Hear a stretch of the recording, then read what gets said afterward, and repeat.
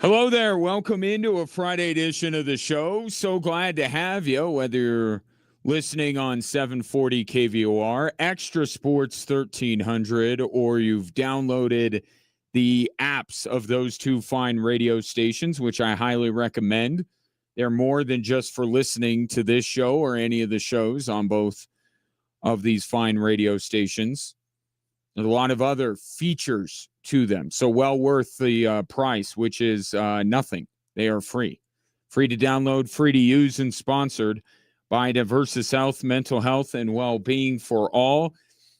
No cornucopia of sports topics today, unless you want to say a cornucopia of sports topics underneath the umbrella of what happened last night in Minnesota, because that's the topic of conversation.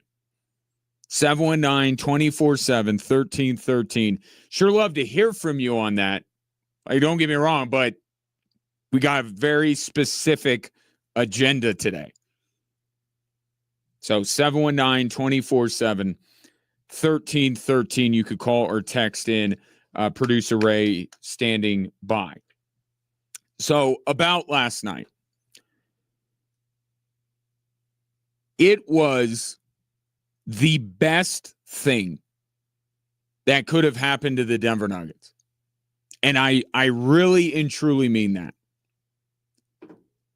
They wrongly believed that by simply playing in a Game 7 against the eventual NBA champions last year, that meant they are close to winning a title of their own again. So they did not need, in Josh Kroenke's words, a cultural reset. So they kept David Adelman as the head coach, promoted Ben Tenzer and John Wallace from within,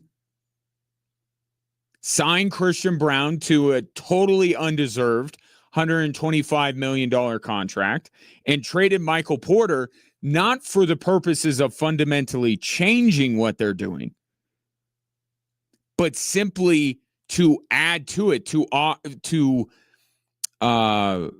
supplement the core that they had. They still believed in what they were doing. They just wanted more of it. That was the reason for the Porter trade. But now you lose to an 8-man Timberwolves team in the first round. It clearly puts on full display the reality of this situation. That Nikola Jokic, in just a few words, perfectly encapsulates the feeling that should be permeating throughout the Nuggets organization. I mean, we just lost in the first round, so I think we are far away. They are far away. They are not close. Last night wasn't about the Timberwolves being this bad matchup for the Denver Nuggets. That's not what last night was about. Although letting Tim Connolly walk to go build the perfect Nugget nemesis in Minnesota was the first of many blunders along the way for Josh Kroenke that has gotten us to this position. But last night was not about, the Wolves are just a bad matchup. And even if you want to say that, how many years are you going to be able to avoid that team? Right? I mean, you've played them twice in the last 3 years. They're in your division. You think that you can operate in a world where you just avoid Minnesota all the time and you'll be fine? To say nothing of the fact that you didn't have a chance to prove that you were even better than OKC, who is above Minnesota in the pecking order. But I don't look at last night and say, it's just because the Wolves are a bad matchup for the Denver Nuggets. That Wolves team that you saw last night should have been no match for the Denver Nuggets, even without Aaron Gordon. No match for them. What last night was about was this Nuggets team doesn't have the right makeup top to bottom to win a title. They are fundamentally flawed. They need that cultural reset. And it starts with the mental makeup of this team. There's a on-the-court makeup, which is all wrong and needs to be changed. But to me, it starts with the mental makeup of this team. All series long, I have talked about how really until game 5, it did not look like the Denver Nuggets wanted to win as much as the Minnesota Timberwolves did. And David Adelman pushed back. Team wants to win. It's not about that. It's about offense. It's about this, that, and the other.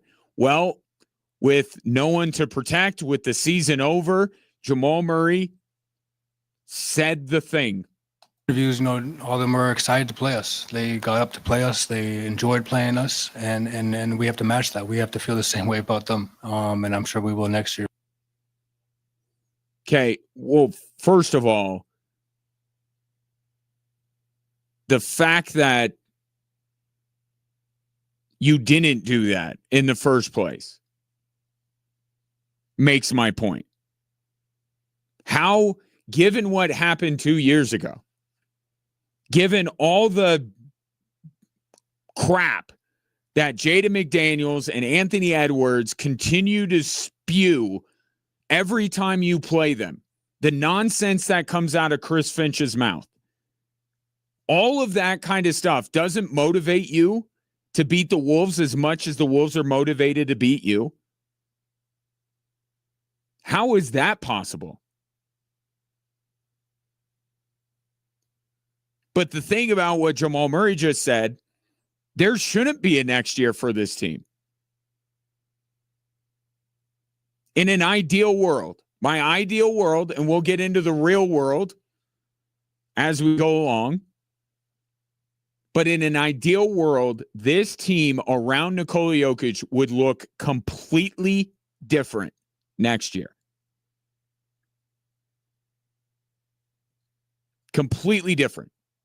There is not a single player, and let me repeat this, because we've had these discussions in the past and it'd be like, well, I don't really want to trade this guy. No. Other than Nikola Jokic, there is not a single basketball player on the Denver Nuggets that has to be on the team next year. Not one.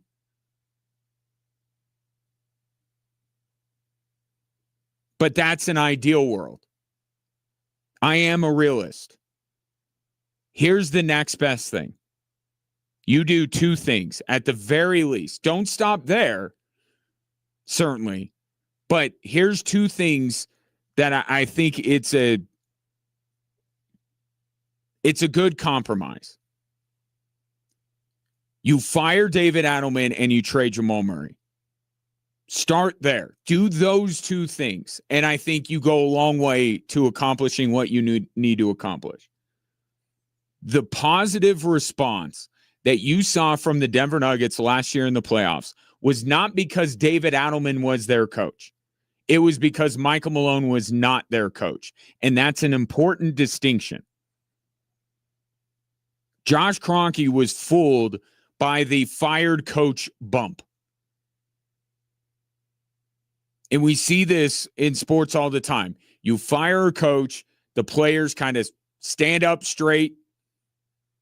They play a little bit harder because they notice that somebody, and they may have respected this person, is now unemployed because they're not doing their job.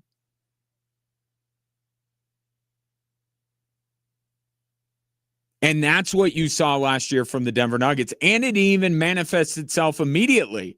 It actually took almost a fight breaking out between James Harden and a couple members of the Nuggets in that Clippers series to actually bring it out of them. They were not trending in a better direction the start of that Clippers series. But this was about Michael Malone his message not landing anymore. The toxicity that built up. This was not about, this team loves David Adelman. David Adelman is the right guy for the job. It's that Michael Malone wasn't the right guy for the job. Important distinction.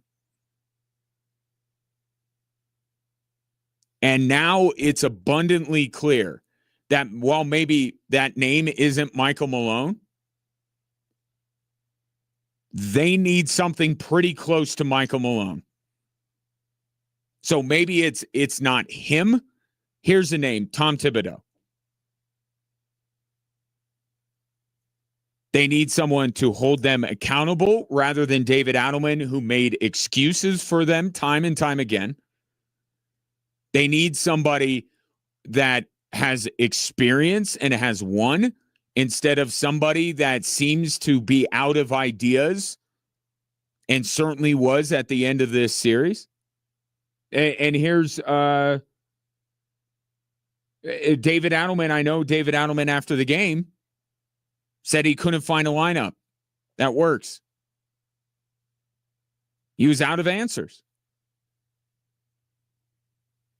But they clearly need more stick than carrot. And then by trading Jamal Murray, and this isn't,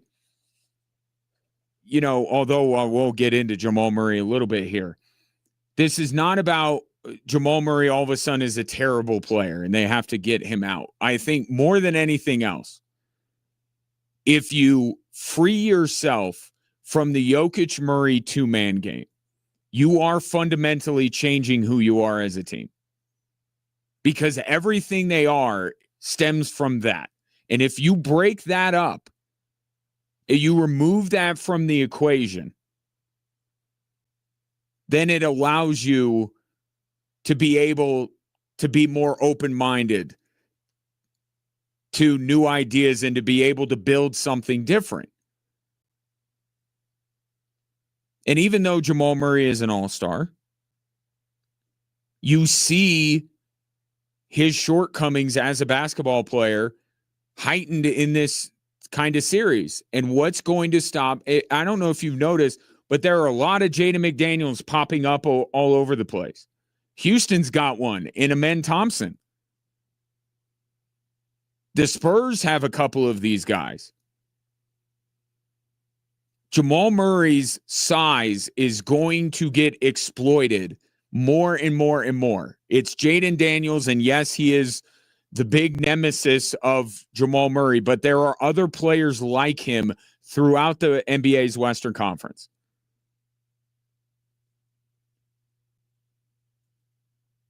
What worked 2, 3 years ago, 4 years ago, it's not working anymore.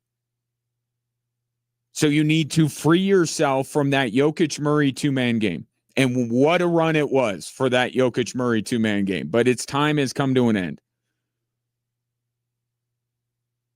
And it doesn't mean you can't have a two-man game with someone else. A lot of teams run something similar to what the Nuggets do. But you got to find somebody else. You got to get somebody bigger and stronger. Because Jaden McDaniels not only manhandled him on the defensive end, Jaden McDaniels lit him up on the offensive end last night. It's not working. So you do those two things, and again, I cannot stress this enough, do not stop there.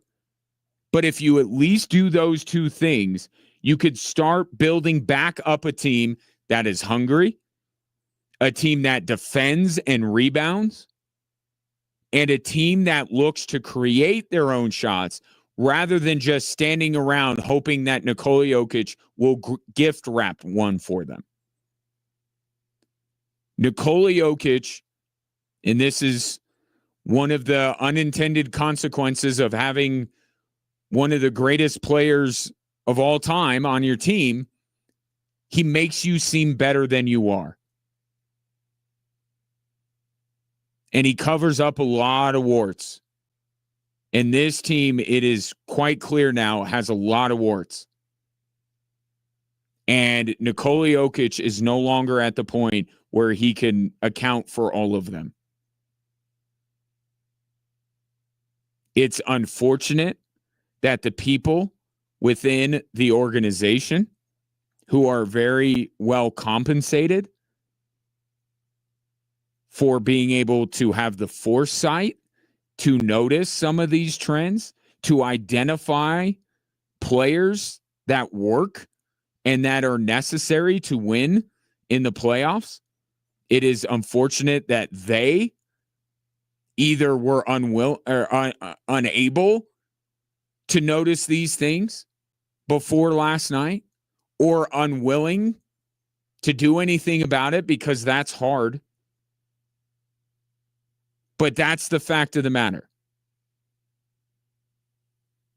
They don't need to add to what they have. They need to take what they have and completely change it.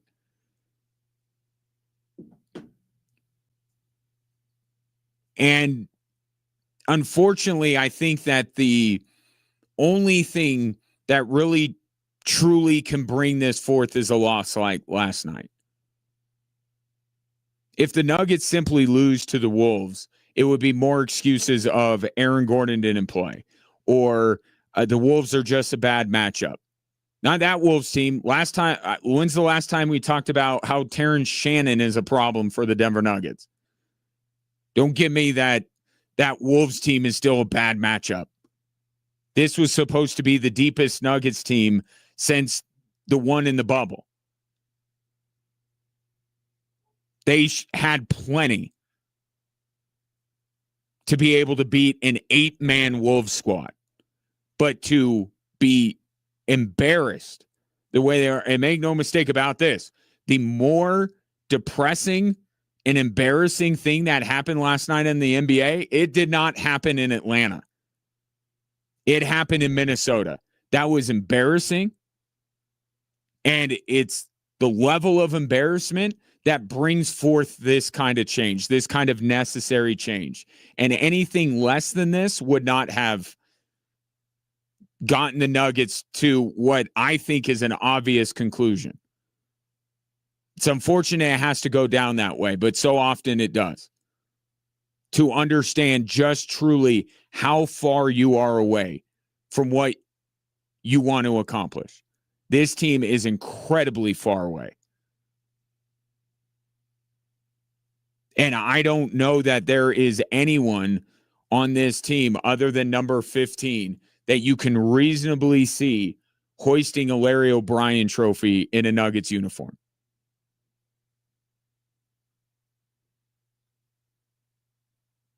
Take your thoughts. 719-247-1313. This is what it is today. This is all it is today. Whatever angle of last night and moving forward you want to take, I'm here for it. But it's the Nuggets. That's what we're talking about today on Drive Time Sports. More after this on 740 KVOR and Extra Sports 1300.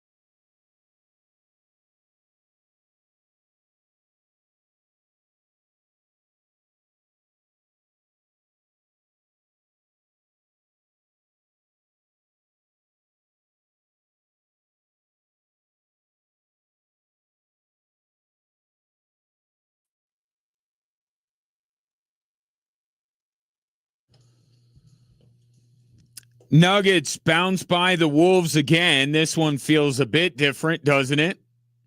8-man try-hard Wolves squad knocking off the Denver Nuggets. And we will now be 3 years removed from the Denver Nuggets championship and 2 years removed from Nikola Jokic's last MVP. And the last couple of years have not ended great, right? Second round, first round. Now, Nikola Jokic still sits on the throne inhabited by the best player in the world. But he is hunched over.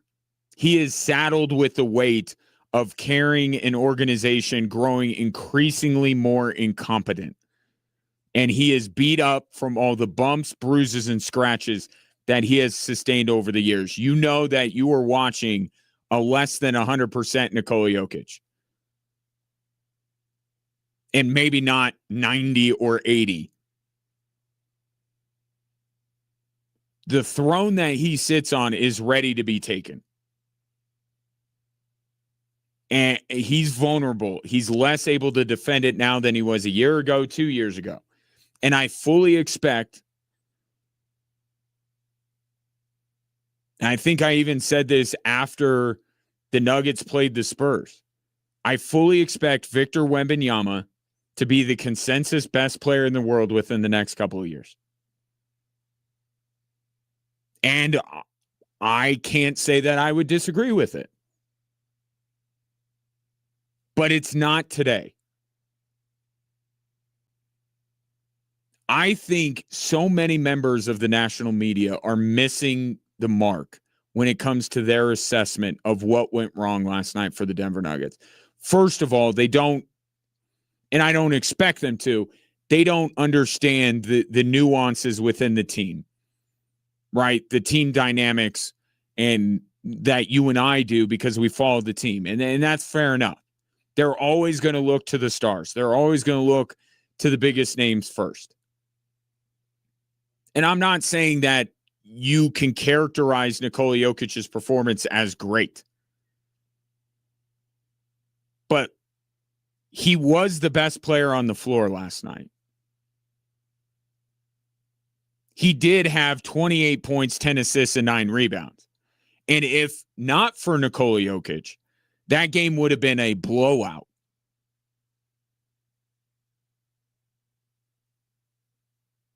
By his standards, and the sometimes unfair standards that we place on athletes that are at the top of their sport, it makes him an easy target.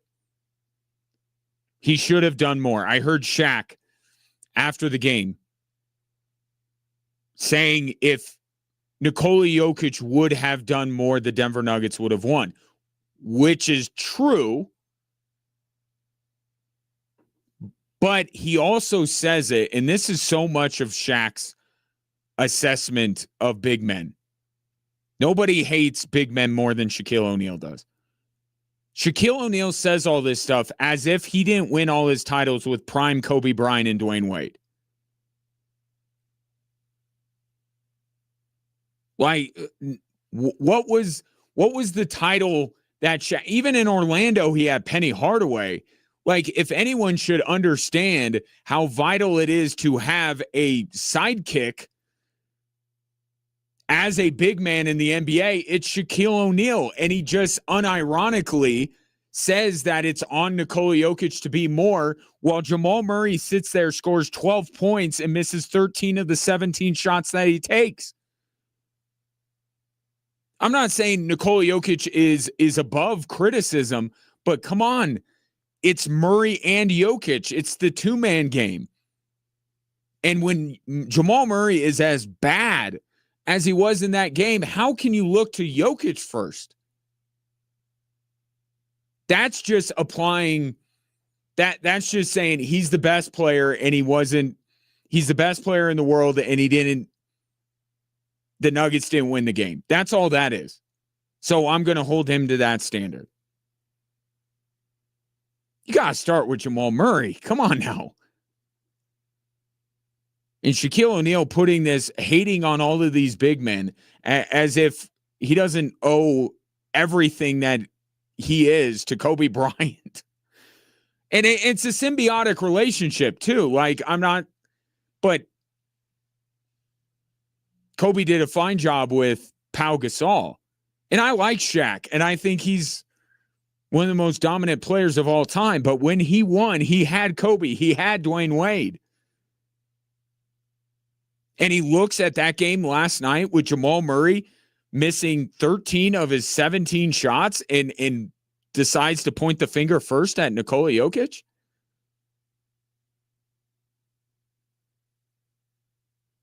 I think that's all wrong. And I think if you listen to Jamal Murray, he'll agree with me. That's the frustrating part, just not showing up when my team needed me most tonight. And felt like if I played a little better, we would have had that game. So it's just frustrating on my part, If every player on the Denver Nuggets would have played better, they would have won the game, which is kind of the point. They didn't, and that's why we're in the position we're on now and having the conversations we're having today. But in terms of who you should be asking to do more, Jamal Murray is at the top of that list. And if there is a legacy, if there is a perception that needs to be scrutinized the day after a loss like that, it's not Jokic's. That's just people wanting to move on as quickly as they can so they can crown a new best player in the league. That's so ESPN can move on to Shea or Wemby so they can help boost their ratings because the best player in the world now is still playing in the playoffs. The reputation, the legacy that should be scrutinized today is Jamal Murray. He is, in the regular season, a 19-point a game, 46% from the field, 39% from three.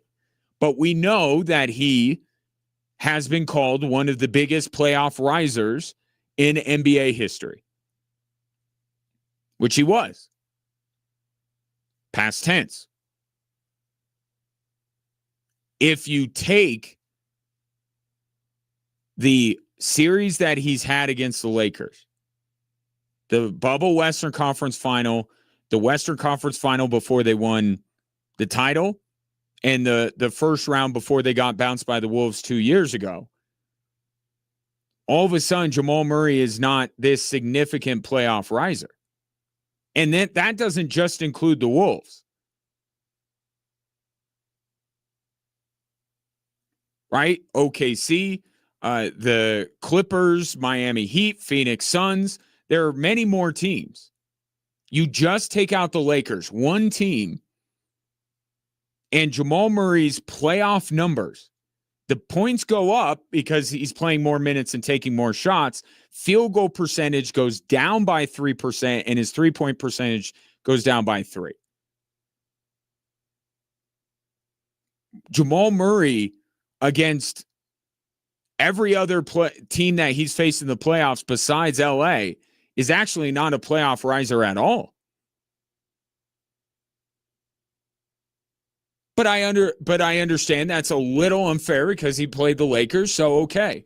Let's add back in the Lakers. Just know that most of this perception of Jamal Murray is based on what he has done against the LA Lakers.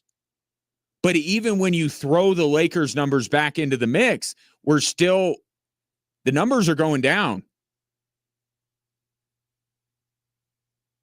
He's becoming less of a playoff riser every day, every round, every series. And look, he's still a very good player. He's an all-star. He was a deserved all-star. He deserves to be an all-NBA player. But what this actually presents is the perfect opportunity to do what I mentioned in the first segment. This is the perfect time to trade Jamal Murray. He was healthy. He was an all-star. He's going to be an all-NBA player.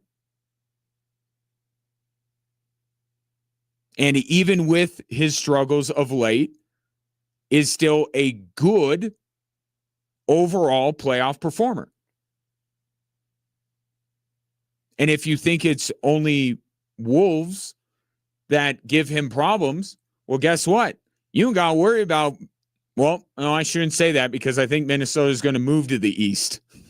But for now, there's no Minnesota Timberwolves in the Eastern Conference.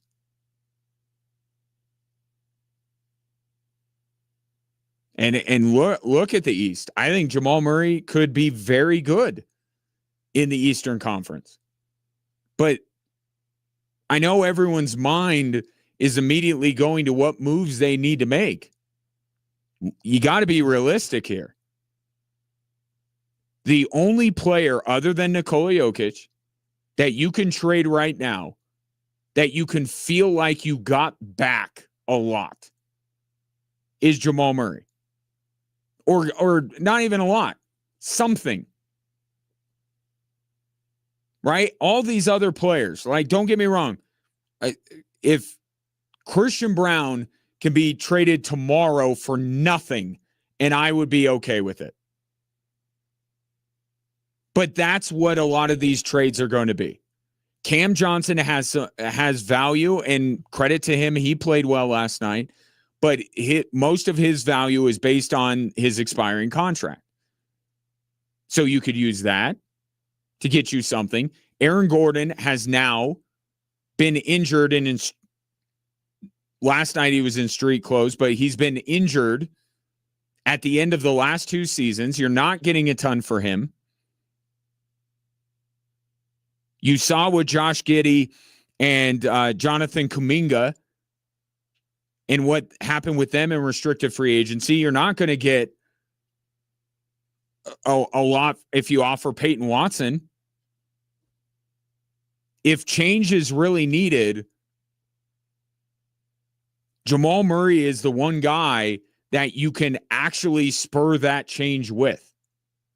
You can get something back. Identify what you need, which I think is younger 3-and-D type players. I saw one, Tom Haberstroh of Yahoo Sports, put this out today. I didn't like, he had a few mock trades with Jamal Murray in there, and I didn't like most of them. KD was mentioned in one. I don't want that. There was one to Detroit, which is funny because this time last year when I was pushing for the Nuggets to trade Jamal Murray, I kept bringing up Detroit. But I saw a trade where the other Thompson twin, the one that doesn't get talked about as much, a lot of people talk about Amen Thompson in Houston, Asar Thompson in Detroit. I saw his name. I'm like, yes, that's the type of player that the Denver Nuggets should be going after. And Tom Haberstroh's a well-respected NBA writer. He's got pretty good institutional knowledge. If Jamal Murray could fetch that kind of a player, you do that deal. And there was other stuff. Duncan Robinson, you want your, spot up 3-point shooter. There you go. Get Duncan Robinson. It was even a 3-for-1 deal. Depth. But if real change is going to be made with the Denver Nuggets, the only player other than Jokic that can bring that about is trading Jamal Murray.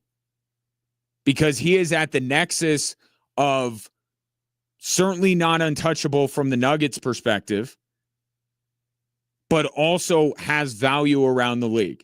His contract is massive. So you're not going to get a haul of players and picks back. But maybe you find the next cornerstone piece of your franchise.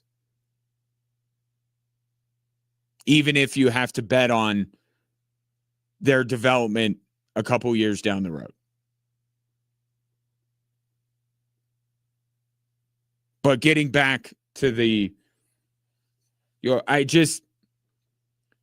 idea of playoff Murray is a little bit more in question than Nikola Jokic being the best player in the world. I think. I get it. It comes with the territory, but they're just so much of the analysis today on the national media side with let's just call it what it is, a 4-letter television network is just, it's so lazy because it's just Jokic needed to do more, which is exactly what the mission statement of the ethos of the Denver Nuggets have been. Jokic, do everything. Never mind that we haven't surrounded you with enough talent. Never mind that this supposed playoff riser gets put in an absolute straitjacket anytime he plays anybody not named the LA Lakers. Jokic, you got to do more. That's how the Nuggets have been operating. And look where it's gotten them. 719-247-1313. The conversation continues next on 740 KVOR and Extra Sports 1300.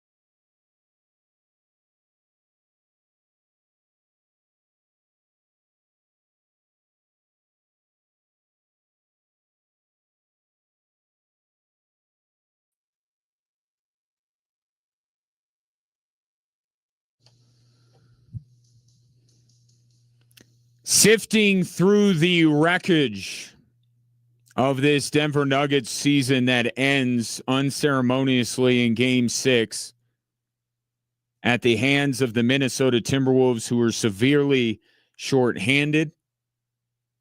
And the type of performance, the type of end of the season that I think can actually be a good thing for the Denver Nuggets. At the very least, it's necessary to point out all the flaws of this team. Lay them for bear.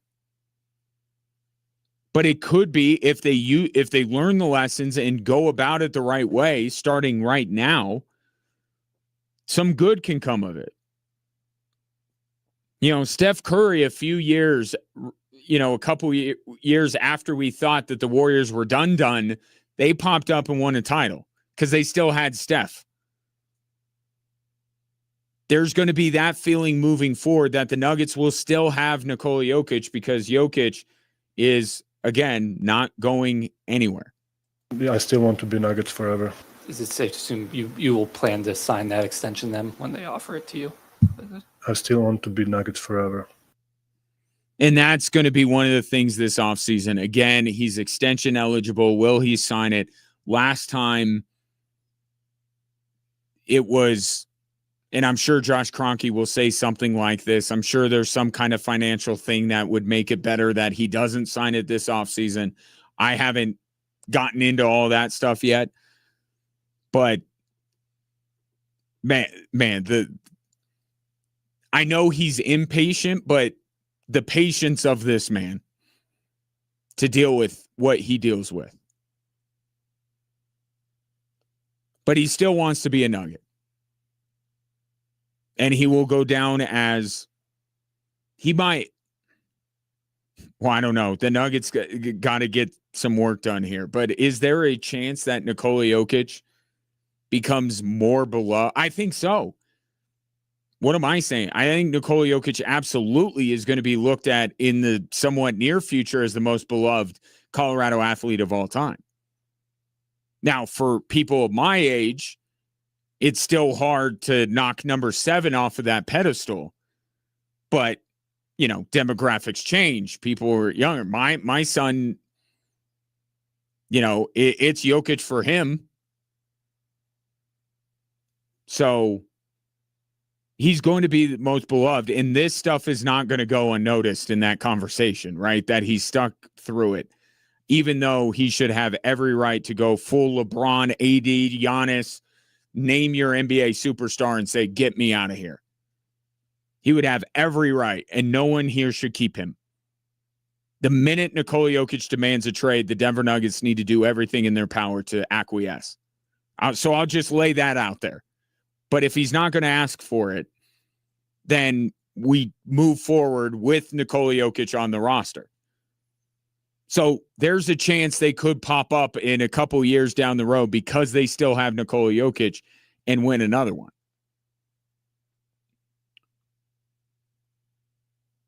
But they got to do some real work with this team.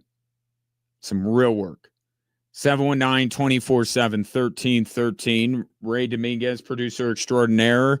What do we have on the text line or social media or anywhere? Carrier Pigeon, what the Carrier Pigeon message is saying? So from Albert, this is who the Nuggets are. And with the exception of one season, always has been, going back to the founding of the ABA, the Nuggets have ruined talent and careers. Alex English, David Thompson, Melo, Mutombo, and Issel. It's their destiny, and fans need to appreciate the 1 year and accept who they are. And that is good historical perspective, but let's be honest here. Different ownership, different circumstances. Nikola Jokic is better than every single one of those players you just mentioned, and not by a slim margin. So this is different. Like, I get what you're saying, and if you grow up as a Nuggets fan, as I was raised to be, last night was peak Nuggets life. And actually, Ray and I had this conversation after we went off the air yesterday. I said, what's going to be the reason that they don't win? And I think the consensus we came to is because the Nuggets consistently play down to their competition, right? Yeah. That's we agree on that? I think that's the consensus we came to. And lo and behold, the Denver Nuggets could not corral Terrence Shannon Jr., who Chris Finch only played a few minutes in the previous game because he was awful defensively. Talk about a coach that can push the right buttons, unlike his counterpart currently hanging on to the Denver Nuggets job. All right. I'll go to Facebook real quick. From Tommy. That one Tim Connolly did a masterful job of constructing the Wolves roster to beat the Nuggets, and the Nugs would benefit with some defense or another tall man.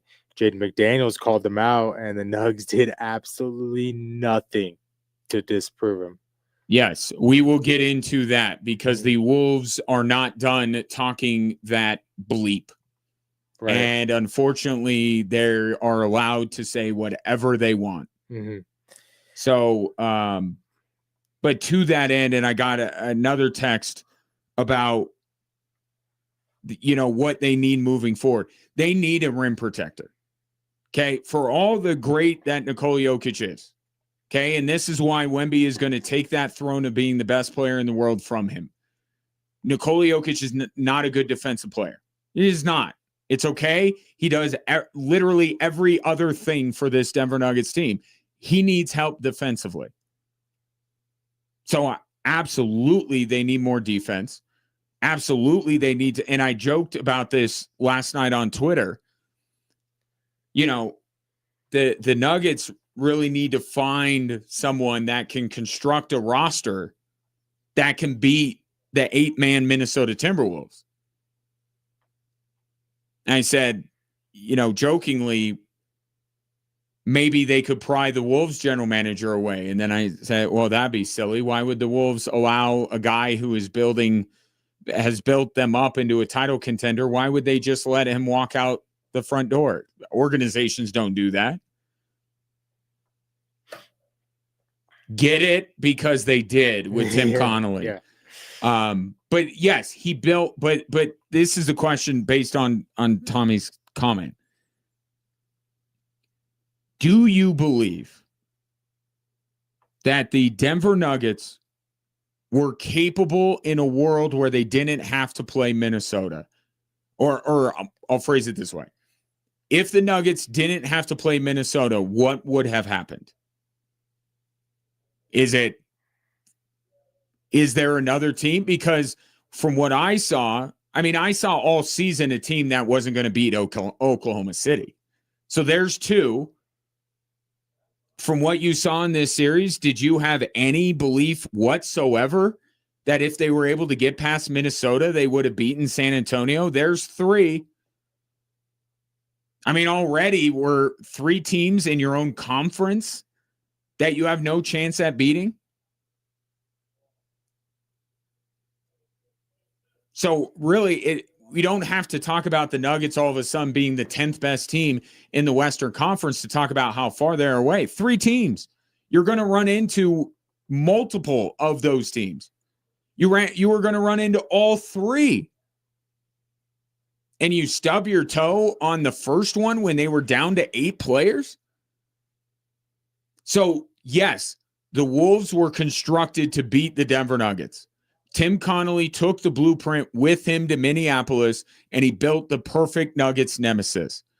But guess what? Oklahoma City is now a perfect Nugget nemesis.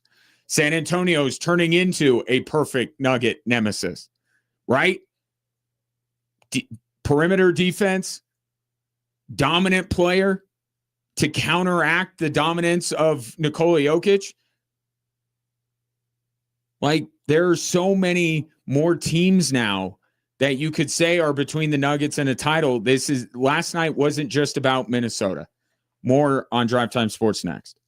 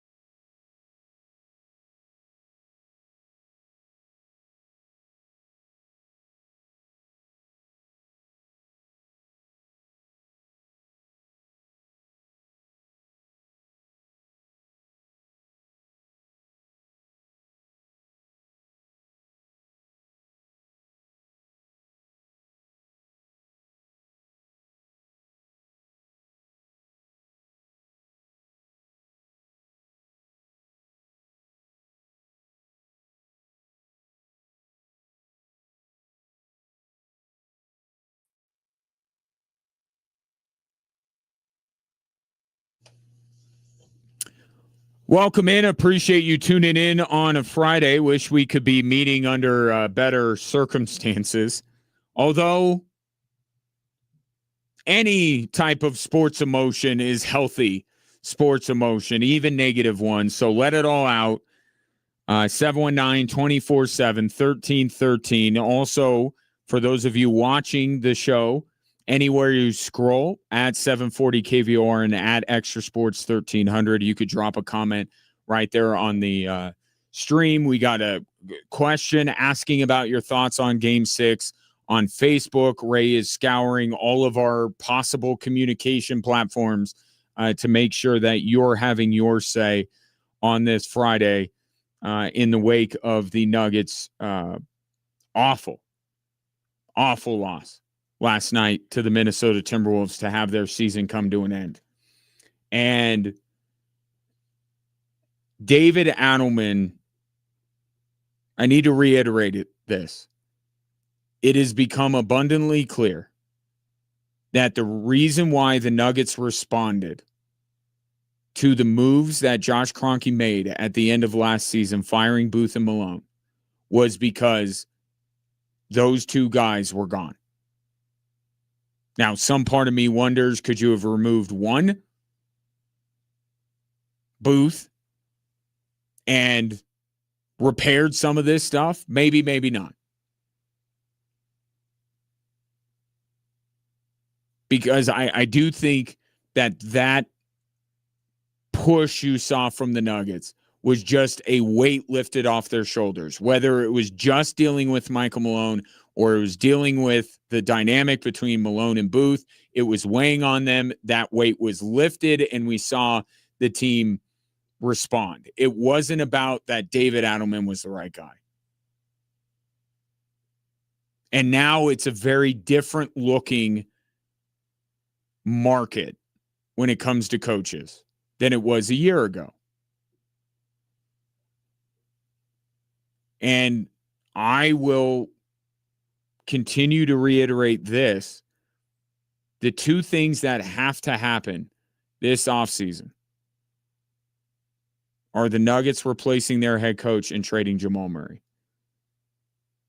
Not all of it, especially with Jamal Murray, not all of it because he's not good at what he does, but that two-man game, it's not working the way it used to. The idea of playoff Jamal and him being this historic playoff riser, it's starting to get a little bit debunked. He's a nice player. You'd love to have him moving forward, but that's where the need to bring in other players comes in. Who are you going to get rid of that's going to get you anything in return? Jamal Murray is one of those players. But with David Adelman, I don't see, other than a PR hit, I don't see what the downside of letting David Adelman go after a season. Nikola Jokic is going to sign. I mean, you made far worse decisions than firing David Adelman, and Nikola Jokic is stuck by you.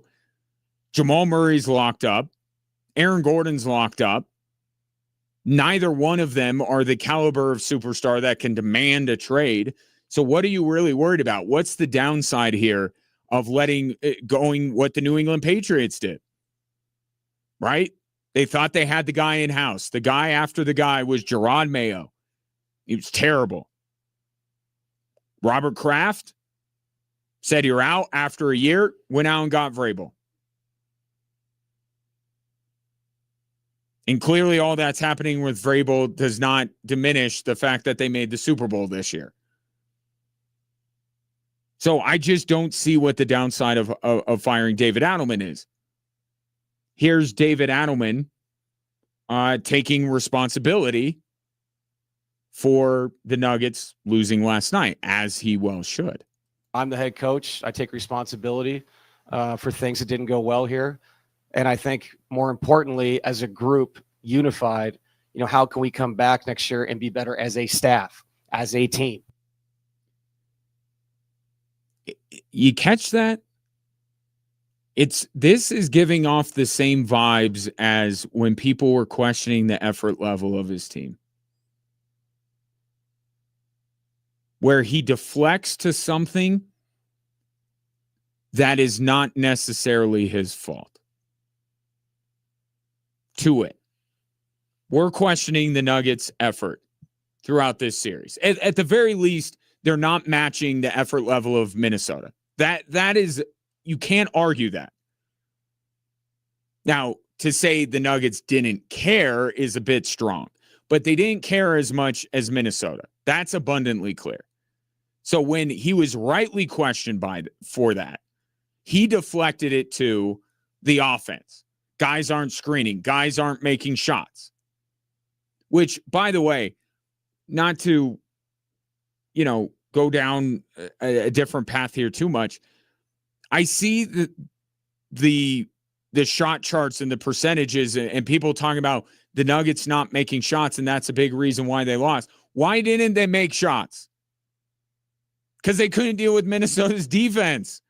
Nobody ever brings that up. They act like the Nuggets shot all of their shots wide open and they just didn't fall in. But I digress.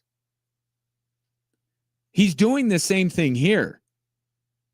So he starts with the strong line, I take responsibility for everything that happens. Awesome.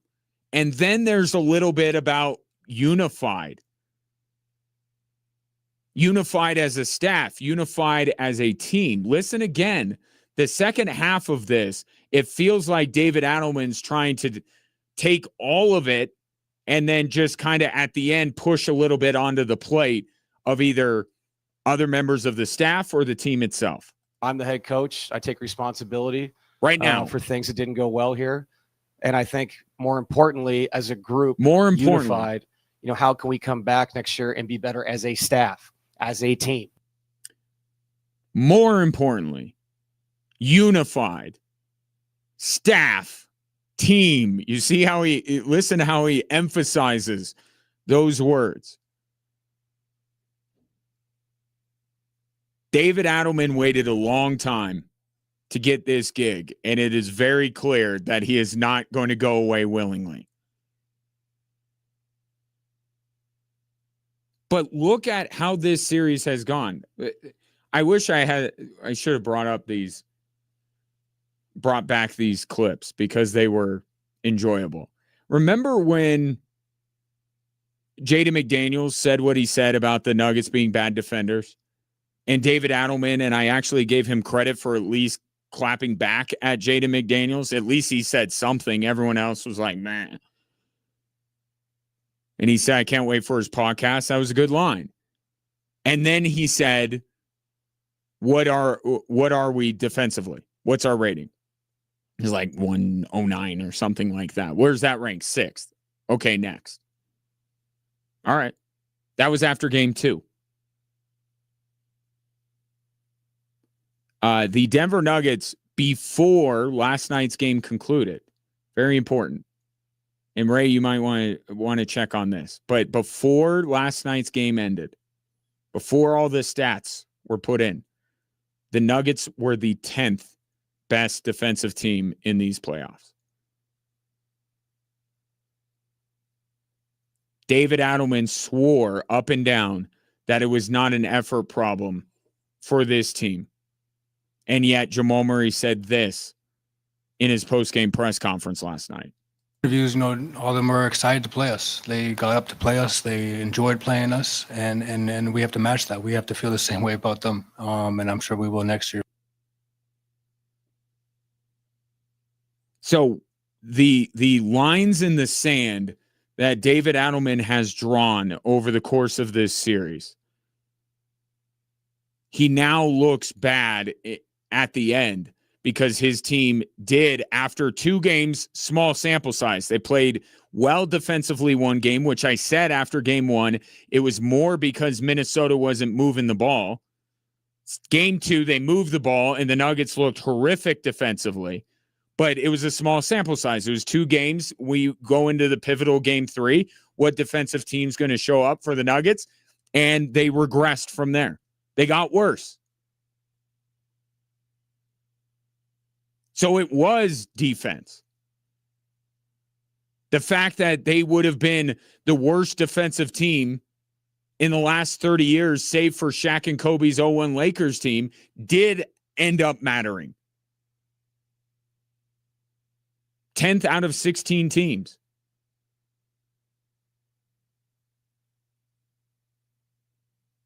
And then he swears that effort is not the issue because effort, motivation, want to is generally placed on the head coach. And yet one of his star players is basically admitting what you and I knew all along.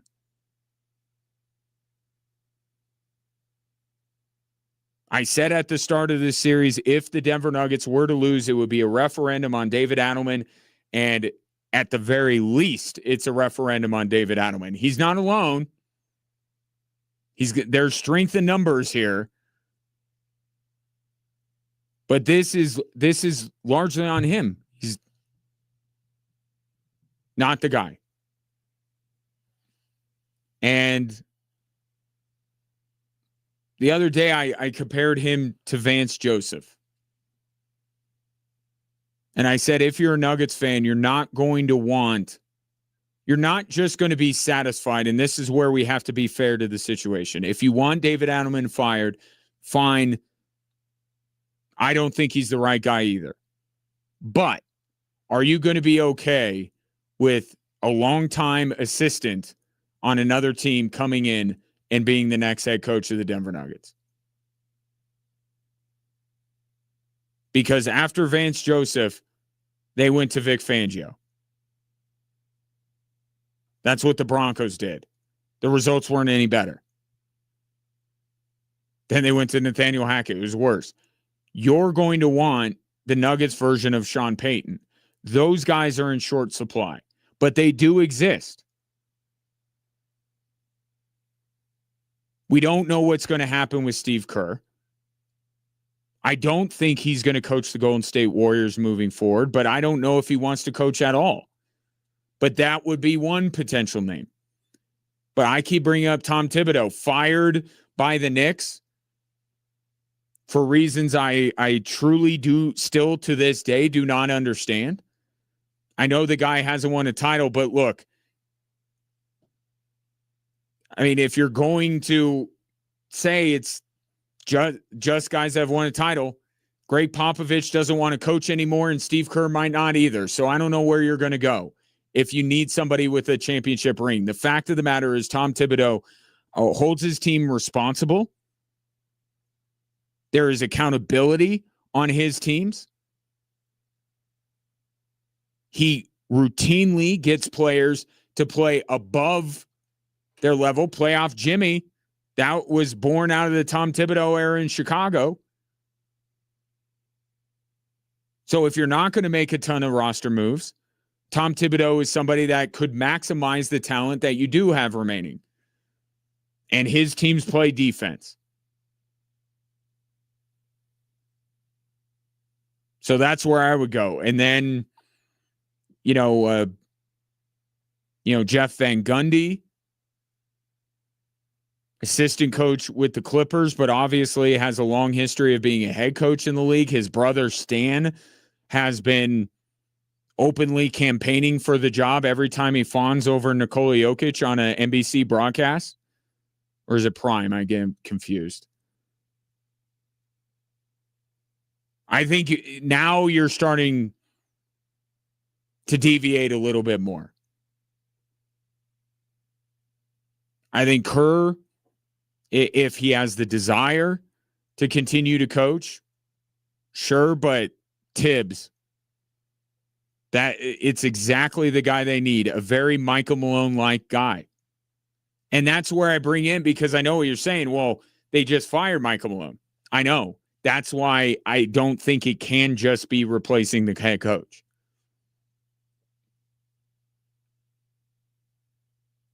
Because two things can be true. It can be true that Michael Malone's message was falling on deaf ears and there was just no path forward for Michael Malone to be the head coach of the Denver Nuggets anymore, and that also being a referendum on the Denver Nuggets players. Both can be true.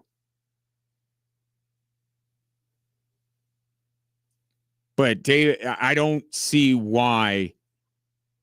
What is the argument to retain David Adelman? What's the thing that went well this year for the Denver Nuggets that you say, well, at least Adelman did that? Ray thinks he has an idea. What? Well, the only argument I can see them for David Adelman, he dealt with all his injuries, still got 54 wins, and got the 3 seed.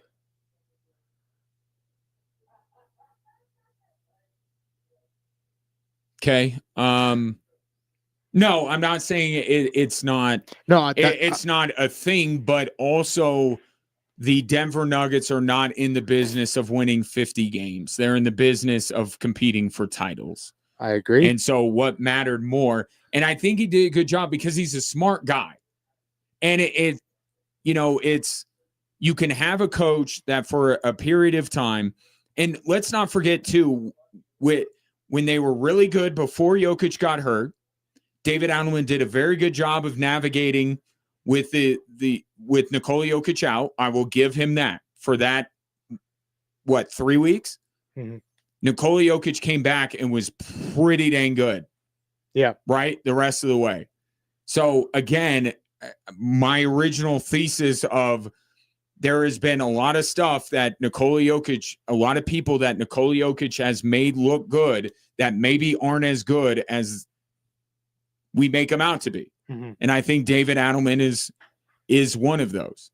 But the fact of the matter is you need a coach that is going to get this team to care more in the playoffs than during the regular season. And we never saw the Denver Nuggets flip that switch. No. You just never did. And it seemed like he pulled a Michael Malone. And this is what Michael Malone got. One of the reasons he got fired for. Didn't play his full bench. Didn't dive deep into the bench. Like last night when the Wolves obviously had to try everything they could, and they were putting a big lineup out. Why aren't you throwing something out there? It was the same thing. We had a deep bench, the deepest we've been, but we never really saw him. And he just said depth. And he like literally the day before the game said depth. What is the thing that you have learned that you need to win this series? And he said with a straight face, depth. And then last night, I mean, I gotta look up the box score, but I mean, we didn't see Julian Strother. Nope. Correct? No. I wonder if Valanciunas and Tyus Jones played fewer or more minutes than they did the night before? Did it? So Val played 4 minutes. Okay, so that's 6 minutes less than he played in Game 5. Zeke played 3 minutes. He did throw in Zeke because of foul trouble. And Tyus Jones played 12. But again, and that's it. Everybody else is normal rotation. But again, with Tyus Jones, he was creating space. He was creating shots. He was doing well, and then it went to we'll get Jamal going. Yeah, I think that's a bit tricky because when you're in a game like that, you got to rely on your best players. The idea that David Adelman, and maybe this is some self-preservation, but when you're in a game like that and your season is on the line, one, you just naturally trust that Jamal Murray's going to snap out of it at some point. I think that belief was there for David Adelman all night. And it's also it's easier to explain in an exit interview or a postseason interview that I'm gonna back my guys. I'm gonna back Jamal Murray. He's an all-star. He's an all-NBA player. It's very difficult, and I don't think David Adelman is unique in this regard. I think it's very difficult for coaches to go way outside the box when the season is on the line and to say Jamal Murray is stinking this game. I'm going to roll with Tyus Jones down the stretch. Okay, I think this is where I keep Tyus Jones and Jamal Murray because that's what worked in Game 5. Was Tyus Jones was. Oh, so now we're talking about Tyus Jones replacing Christian Brown? Anybody who then I'm down. And that's what Brett texted in. Christian Brown needs to go away. He's invisible. Like when you need scoring, why is Hardaway on the bench and why is he on the floor. The clip that is going viral. I just watched it. So I literally thought when Christian Brown fouled Rudy Gobert, remember when he pushed Rudy Gobert late in that game? Yeah. I'm like, I think that's the first thing I've noticed Christian Brown do in this game. Like legitimately. Yeah. I don't think I've noticed this guy do anything until he pushed Rudy Gobert. And then I think it was shortly thereafter, he had like a wide open lane or an easy lane for him to either shoot or he had a floater. Yeah. Because 3 people, including Gobert, were focused on Jokic. So Jokic dumps it off to him. Right. And he could just float it up. Okay, you miss. He dribbles it up. He doesn't even take it. He dribbles it up. He could not look for an outlet fast enough. And if you watch the bench while he did, I didn't see that. If you look at the bench reaction, like you see him cover their mouths and like they're in shock. It was that contract is going to be the detriment.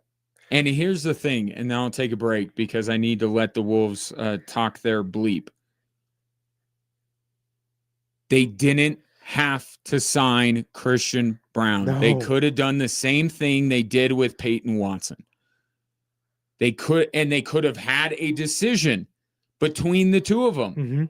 Because now look at it, and Ray, obviously you know this, but all these think pieces coming out and saying, oh my gosh, they have to pay Christian Brown $21 million or $25 million after this year. Yep. Like it's just setting in with people. We've been talking about this from the minute he agreed to the extension. Why are you doing this? You don't. And oh my God. So it happened.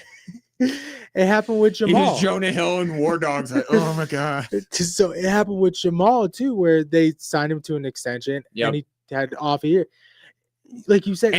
But the difference is that Christian Brown would be a restricted free agent, just like Peyton Watson. You would have the hammer, so to speak. You would have bird rights. You would have all of these things available to you under the CBA to try and do. I mean, I know I feel terrible for Josh Giddey and especially Jonathan Kuminga, but at the end of the day, like those organizations were using the power they had over the player. And that's in short supply in the NBA, right? The Nuggets had this and inexplicably and out of nowhere gave Christian Brown an extension that he didn't even need to get. And he didn't even deserve it. And that's the thing. It's not even like he deserved it at the time. We're not talking about Christian Brown signing a deal that he didn't have to, but he had played very well. It was aging poor by the day that they got rid of KCP and put him in that spot. Yeah, it was a little better than this year, but it wasn't like a CB's the guy. He's the guy. No. Right. There wasn't. There was still some question, or at best, a nice role player. Right. And they signed him to this massive deal, and now they're stuck with it. And, you know, we're to this at the very least, pick 2, Gordon, Johnson, Watson, 2 of those guys are gone. I think that is abundantly clear. I don't know that it does what the Nuggets need it to do other than get them under the repeater tax, because that's a whole nother part that we're going to get into as we move through the coming days and weeks. Thank God we have the Avalanche to distract us. But against Minnesota, that the Avs beating the Wild is going to hit like, you know what? Yeah. It's a family show. We don't bring up references to substances on this show. It's going to be unbelievable for Colorado fans when the Avs beat the Minnesota Wild. Yeah.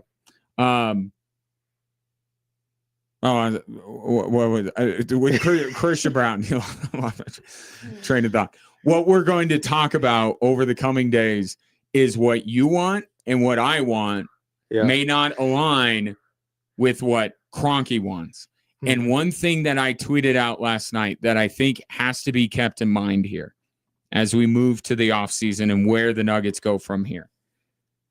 It would be very easy for Stan Kroenke to make the case that he could have a team that costs far less than this one end up in the same spot this one did. And that is the most dangerous thing that Stan Kroenke can have, is the argument that you can go just as far and get just as close to a title paying far less than you're paying this roster. This roster is expensive. We know that they're going to stay out of the second apron. I think there are merits to staying out of it. They're going to try and get out of the repeater tax. Their salary cap table is going to look very different, and it's going to be hard based on how this season ended. And I'm not saying that the Nuggets can retool and immediately. I mean, I'm talking 2-3 years here. Let's be real about this. I mean, the timeline for the Denver Nuggets is 2 or 3 years at best now for them to recover and be able to compete for a championship again. If we're just talking about the Denver Nuggets this next coming season, Stan Kroenke can tell his son that if you can get with Nikola Jokic and a bunch of garbage men, you can get them a 7 seed and get bounced in the first round, which in total, that's as good as this team did, right? Yeah. It's as good as this team did. They got bounced in the first round. You can have a much cheaper roster. As long as you have Nikola Jokic, you could get bounced in the first round for many years to come. And that is what has to be kept in mind when it comes to, they need to add this, add that. No, it's not adding, subtracting. What are they going to subtract this offseason? That is really the question. 719-247-1313. Coming up next, you hate the Minnesota Timberwolves, but they were right about basically everything except this weird thing that Chris Finch brought up last night.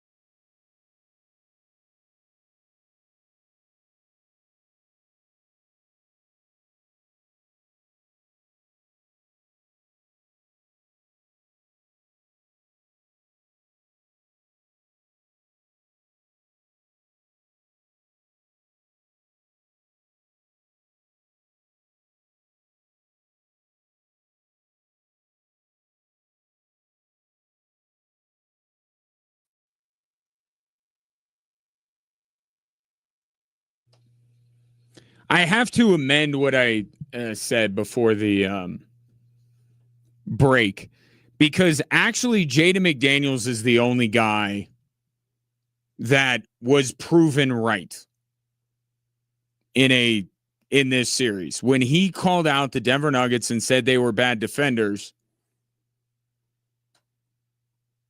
they were, as a team, bad defenders. I will still push back and say Aaron Gordon's not a bad defender, but you know what? Can't say maybe some of the other Nuggets are worse defenders than I even thought. So it really all balances out. Jaden McDaniels, if the Nuggets could get 4 Jaden McDaniels to go around Nikola Jokic, I would love it. I don't know how you can, like, I understand why you boo him if you're at Ball Arena, and I understand that you have that sports hate, but deep down, you're like, man, I wish that we had a Jaden McDaniels on the Denver Nuggets. Somebody that talks the talk and backs it up. He was terrific last night. Had Jamal Murray in a straitjacket. But I can't speak for everybody. That doesn't apply to everybody on the Minnesota Timberwolves, all right? Jaden McDaniels, you are right. Good on you. You have my undying respect. 2 people that I still got pushback against. One is Bones freaking Highland. Okay, Bones, you stay the heck out of this. Bones Highland posted, 3 years ago they traded me. 3 years fast forward, we eliminated them. I love you, many Wolves in 6. And everybody, and I mean everybody, I think Wolves fans are even getting in on the act here, finding his tweet from May 22nd of 2023, where Bones Highland said, actually, I asked for a trade, LMAO. Crying, laughing emoji, crying, laughing emoji. You need to pipe down. Because the reason why you ended up in Minnesota is because you were a complete head case and a malcontent, and you thought that you had arrived because you were kind of this kitschy fan favorite, you know, kind of like Christian Brown definitely was. Like, the fans kind of dug Bones Highland's vibe, and he took that to be, I've arrived, I'm a star. And when the Nuggets were like, you're not a good enough basketball player, he's like, trade me. And they're like, okay. And then he is a role player on a very good team, and now he's acting like the Nuggets didn't know what they had. So he needs to be quiet. Chris Finch deserves all the credit in the world for what he did to push the right buttons with this team. Even if he had to straight up lie in order to push the right buttons. Here was Chris Finch last night with some fighting words after the fact. Denver had the chance to pick who they wanted to play coming down the stretch, and they chose us. And we used that as a motivation all the way through preparation and through the series. They chose us. They didn't have to choose us. They chose us. That is not true. That's not true. And I'll let Cam Johnson respond, and then I'll piggyback off of what Cam said. But here's Cam Johnson pushing back against that preposterous notion from Chris Finch that the Nuggets manipulated the standings so they could play Minnesota. As players, you're always going to try to win. And the guy, and if you're talking about San Antonio in specific, we have a group of guys that we're playing that are fighting for their careers, that are fighting for their lives. No, they're never going to lay down. It was not about, it's not about seeking a matchup for us. It's about winning the games that come our way. They won 12 in a row to close the season. At what point were they trying to play you? What Chris Finch is honestly expecting, he's not expecting. This is his shtick, right? He just flat out lies, makes up stuff. like the illegal screens, because the Nuggets were actually screening. So he's like, I got to do something about that. They're all illegal. Chris Finch just says some wild things that just aren't at all true. But if he were not just trying to motivate his team, what he would be implying is that the Denver Nuggets should have intentionally lost a game so they played Houston instead of Minnesota. That's what he's saying. He's saying the Nuggets should have tanked to avoid them. They won all the games. They were not trying to avoid anybody. David Adelman said it. Now, another thing that David Adelman looks kind of foolish at the end of the day is that he thought it was so preposterous that anybody would want to play Kevin Durant when he did this. What? What? I'll tell you this much for dang sure. And I said this all down the stretch of the season. The Nuggets should have much rather played the Houston Rockets than Minnesota Timberwolves. But they didn't. And you know what? I'm okay with it. I'm okay with it. We're not going to do the thing that we did 2 years ago when they ended up losing to Minnesota. The team went out and they kept winning. I didn't love the fact that they sat everybody, including Nikola Jokic, on fan appreciation night just so they could play Nikola Jokic to reach the 65-game threshold Sunday in San Antonio. But that wasn't about avoiding anybody. That was about, resting and, protecting from injury. And I just didn't like it for the fans to not be able to see the best players on the Denver Nuggets for fan appreciation night. They should make fan appreciation night one. Just right off the bat, thank your fans. Appreciate you. We're playing everybody. The Nuggets weren't trying to duck anybody. David Adelman was right about that. And they won every single game of their last 12 down the stretch. And Chris Finch is saying not that they didn't manipulate anything. They let the chips fall where they may. Chris Finch is saying they should have avoided us. And you know what? If that's your point, Chris Finch, I agree with you. But that's silly. And I didn't like it in the bubble when Michael Malone was clearly manipulating and tanking games to get the right matchup. And it very nearly cost them in the bubble. I don't like introducing losing being okay into the equation for a team that's trying to win a title. So I think David Adelman did handle it the right way, save for fan appreciation night. One of the few things he did right in this first full year as a head coach. But like these Timberwolves, they just say things. And they don't think that we have working brains or we have the internet and can very quickly push back against anything they do. But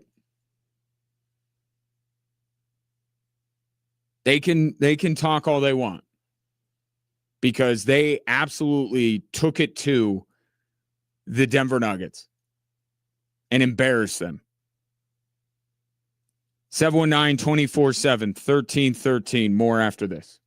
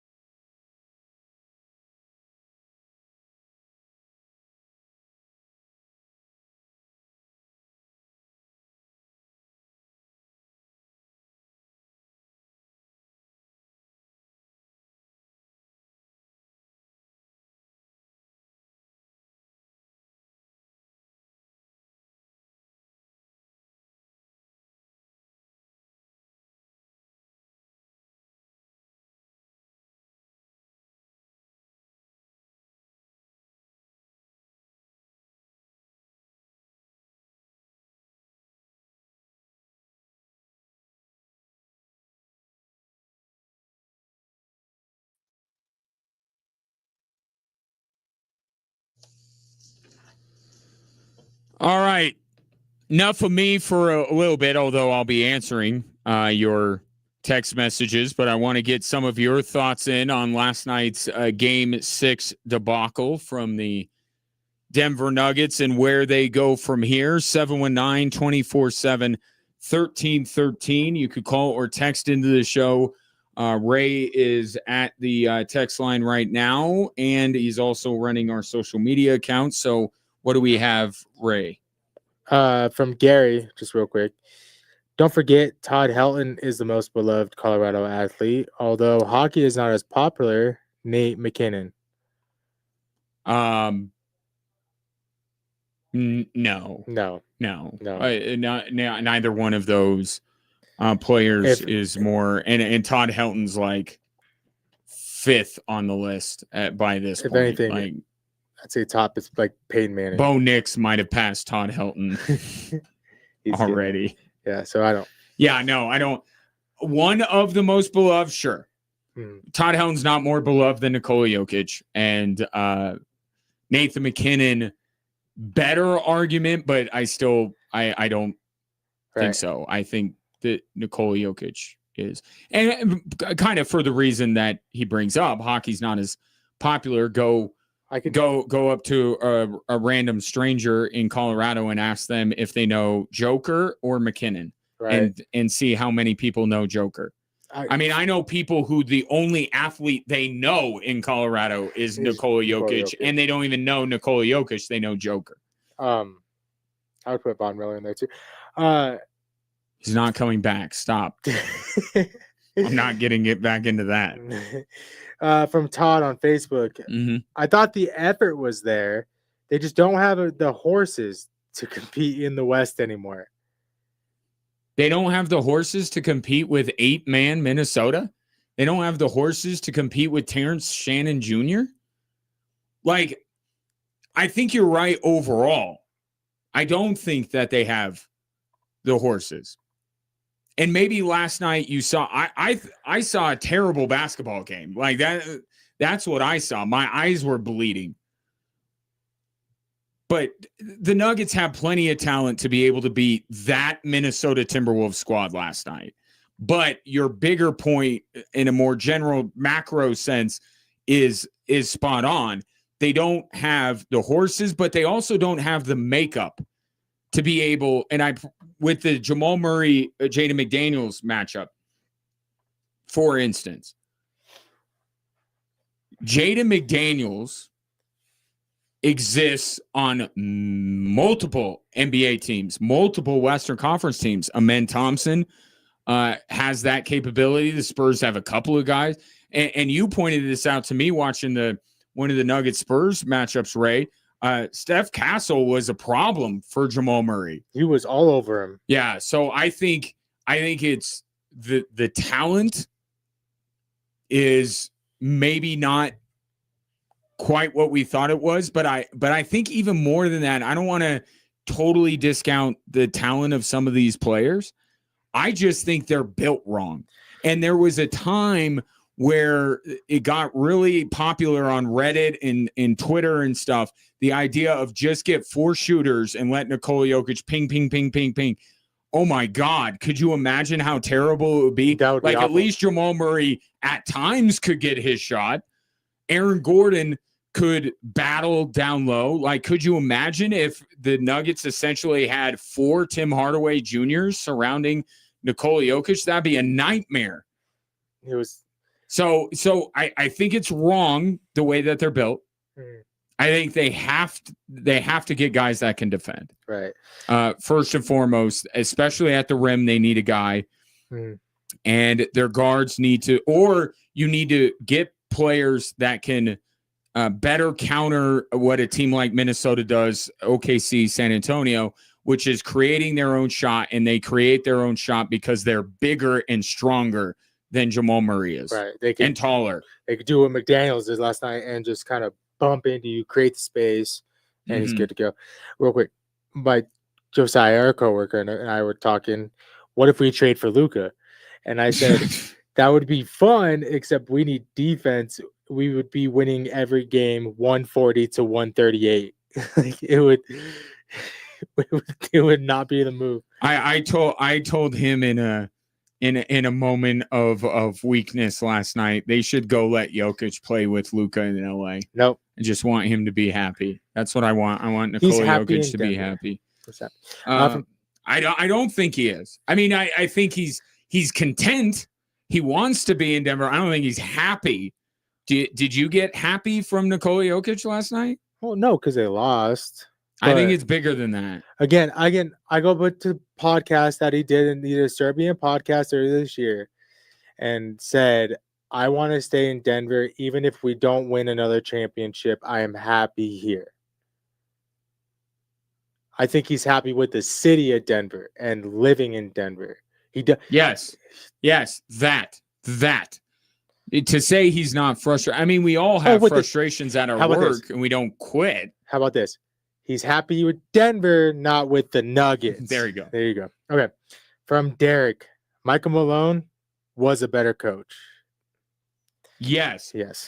But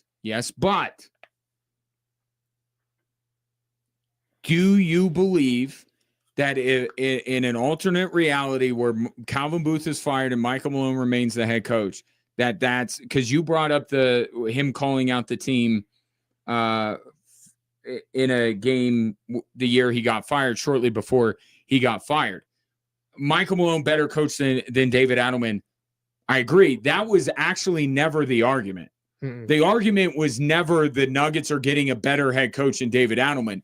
It was getting a head coach that the players would respond to because they weren't responding anymore to Michael Malone. I don't think that the Nuggets are way better off if Michael Malone had remained their head coach. And that's kind of the crux of my entire argument today. This team, in addition to David Adelman, needs to be shipped out. Right. Because I think there's some problems with this team in their mental makeup because they're unwilling clearly to take the coaching of either a Michael Malone or a David Adelman, although I don't know how good the coaching from David Adelman is. Go ahead. From Jeremy, time to hate the Wolves. They won't have a championship this year. I agree. Yes, I will second the sentiments of Charles Barkley last night on Inside the NBA. If Anthony Edwards is not healthy, the Wolves have 0.00% chance of beating the San Antonio Spurs. And with Anthony Edwards, I think I'm taking the Spurs. I think the Spurs are going to beat them. I think Wemby and Rudy will be a fun one. But it'll be a fun one, but also Rudy just went through guarding Nikola Jokic for 6 games, and he's going to turn around and do that with Wemby, and the Wolves are going to come out victorious in both series? I don't think so. No. Full credit to them for being the Denver Nuggets. They destroyed them, and they embarrassed the Denver Nuggets. All the credit in the world to them. I'm just making an assessment that the Timberwolves are not going to beat San Antonio. One of the biggest arguments was Nuggets don't have heart in this series. They didn't have heart. Wemby has heart for all of the NBA. He's going to bring it. I think he will, but we're also done with the NBA playoffs. What's driving the show next?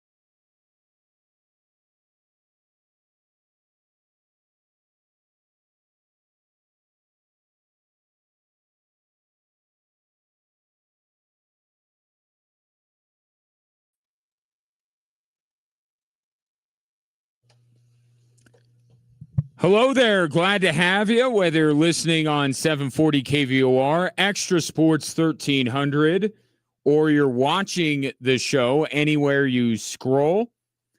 Certainly do appreciate it. If you would like to take your participation to the next level, you can drop a comment on the live stream, or you could call or text into the show at 719-247-1313. Perhaps these three stories that have a theme. See if you can guess what the theme of what's driving the show is today. But they may be stories that you would like to comment on. So here we go with what's driving the show.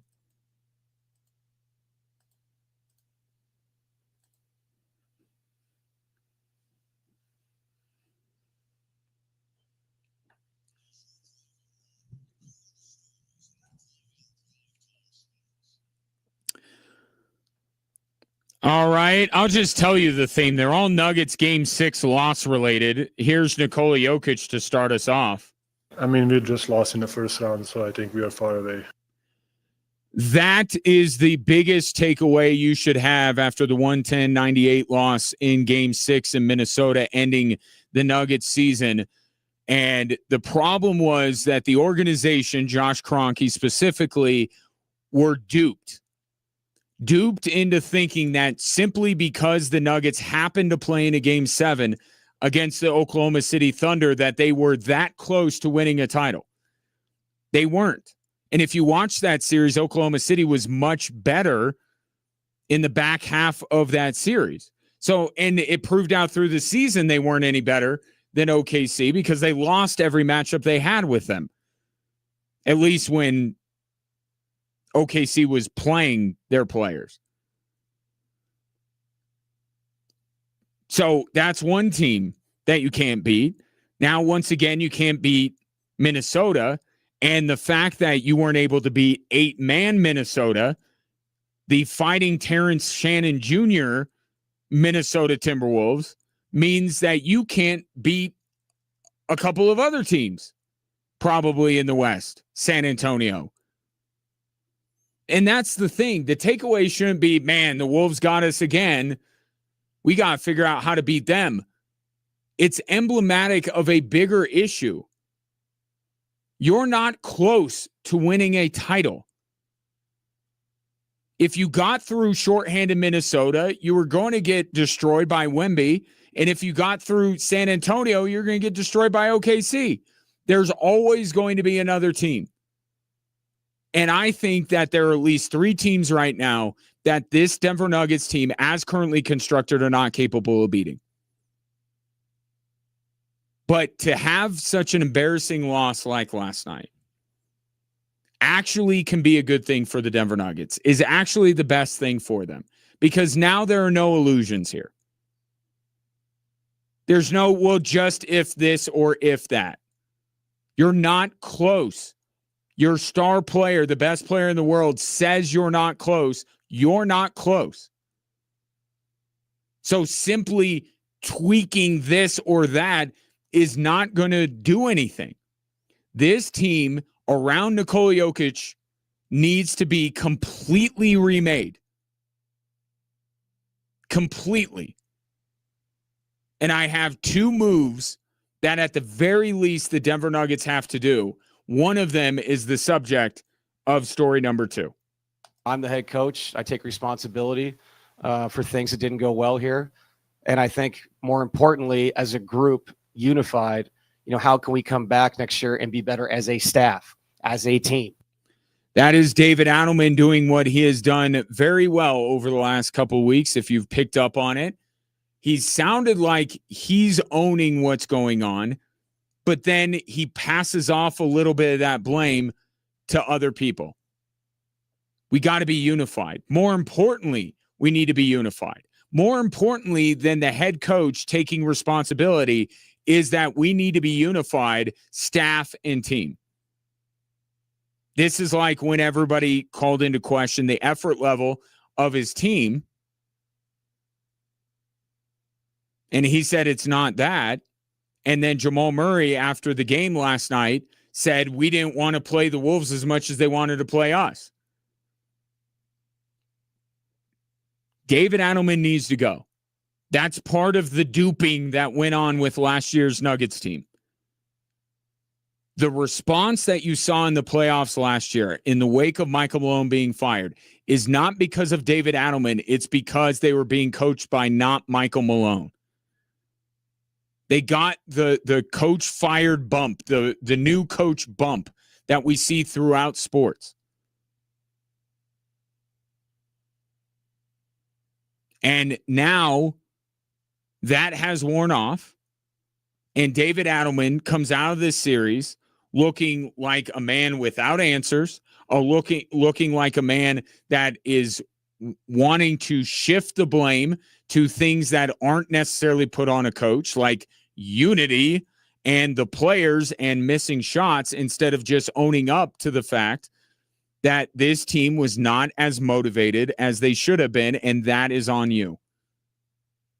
It's on the players too, but it's also on you, and you need to answer for that. Same thing happened with the New England Patriots, right? They thought they had their guy. The players raved about Gerard Mayo. He's the guy. And then they found out he's not. And what'd they do? They moved on after 1 year, got Mike Vrabel, and they made it to a Super Bowl.